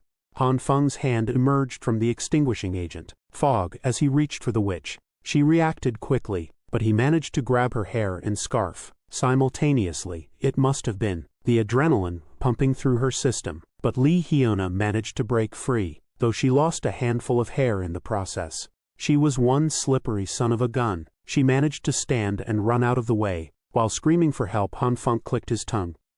As the witch escaped far too quickly, the same couldn't be said for the man he had clocked with a sledgehammer, though he was still struggling to even stand. Fueled by anger and frustration, Han Feng kicked the rich prick in the stomach, just as he was about to stomp on the man who had killed him in his past life. The blonde prick pleaded for him to wait just a second. This fool started bringing up his dad's name and all that nonsense. He promised that if Han Feng touched him again, bad things would happen. Han Feng responded by delivering another solid punch to the face, goading the spoiled brat about what he was going to do next. Han Feng didn't give a damn who this prick's daddy was. He intended to inflict as much pain as possible and beat the hell out of this brat to his heart's content. Seeing that threats wouldn't work, Blondie tried a more respectful approach. He called Han Feng a brother, asserting that they didn't even have beef with each other, so the beating was totally unjustified. Infuriated by memories of his past life, Han Feng punched the bastard's head to the ground. Once more Han Feng mounted his chest. and continued raining blows, while voicing everything in his heart. This man had treated his life as if it were worthless. He was killed when he was just minding his own business, with his gloves painted with blood, and his eyes filled with malice. Han Feng urged the prick to say something. Blondie might have wanted to, but his jaws and mouth were too messed up to form another sentence. Han Feng stood up and grabbed the modified baseball bat, lying on the floor, holding the weapon that had ended his life, and started a new one. He looked at the defenseless culprit, lying helpless on the ground. The rich prick cried and coughed up blood, as he demanded to know why he was being treated this way. Han Feng's temper flared. The man who had killed him without any valid reason now dared to demand one from him. He raised the steel bat customized with nails, and swung it down on Blondie's face with full force. The sound of skull cracking and blood splattering filled the hallway of the 18th floor. He had finally gotten his revenge. He had killed the man who killed him. Han Feng's blood was pumping. His adrenaline was spent, and he looked at the gruesome sight before him. Realizing the gravity of what he had done, he almost threw up at the gory mess. Luckily, he managed to turn his head to the side and vomit on the ground. Han Feng tried his best to recover his composure. When a familiar voice cleared her throat, he turned around and saw Outcast Girl, sitting by the door, quietly playing with the man's blood. She must have seen everything transpire, and offered to help him with the mess. They took care of the crime scene quickly. She wasn't even fazed by the gore and blood. Han Feng reckoned there was something off about this girl, and it wasn't a good idea to let her stay in his place. He used the excuse of being targeted by more criminals, seeking revenge at any moment, to convince her to go back home, lest she get caught in the crossfire. Sipping her orange juice, she didn't seem bothered by the threat of more intruders at all. Han Feng just really wanted to get her out of there, for her own good. But she was adamant about staying in the apartment, and it seemed like nothing could convince her otherwise. He emphasized that the following days would be dangerous, and both of them could die in the process. She resolutely placed her glass of orange juice on the table, as if making a stand. Outcast Girl assured him that the evil king's true eye would protect them, no matter what. But for now, the evil king's power is depleted, and she needs some sleep. Han Feng was done with this stick, so he grabbed her arm. Before she could lock herself in the room, he demanded she stop trying to brush him off with her wannabe edgy nonsense, and listen. As they were about to face something very serious, she simply glanced at his tight grip on her shoulder, then looked up. She told him to go on and open the door to the room. Confused, Han Feng chose to follow her lead, and peeked through the door. I don't know what he saw, but it shocked him to his core. Han Feng was speechless meanwhile. The basement parking lot was bustling with activity. Some people were loitering around, blocking the way for others who hadn't received their rations yet. Nevertheless, the system worked once more. They were still short on supplies to accommodate everyone, but it seemed peaceful for the most part. Li Hyuna, who had just escaped Han Feng's grasp, lined up with the plebeians to get her share, now that she had nowhere else to go, and no one to suck up to. She stated her name and apartment number, and was given a piece of bread. The witch was still bitter about how everything had gone down the night before. Her wealthy sugar daddy hadn't returned, after inexplicably collapsing so suddenly. The only logical explanation was that Han Feng had set a trap in advance, but that only made her more curious about what he had hidden behind that door. Before the commotion, she had seen a light flicker, and felt a warm breeze coming from inside. That meant he had some kind of power source.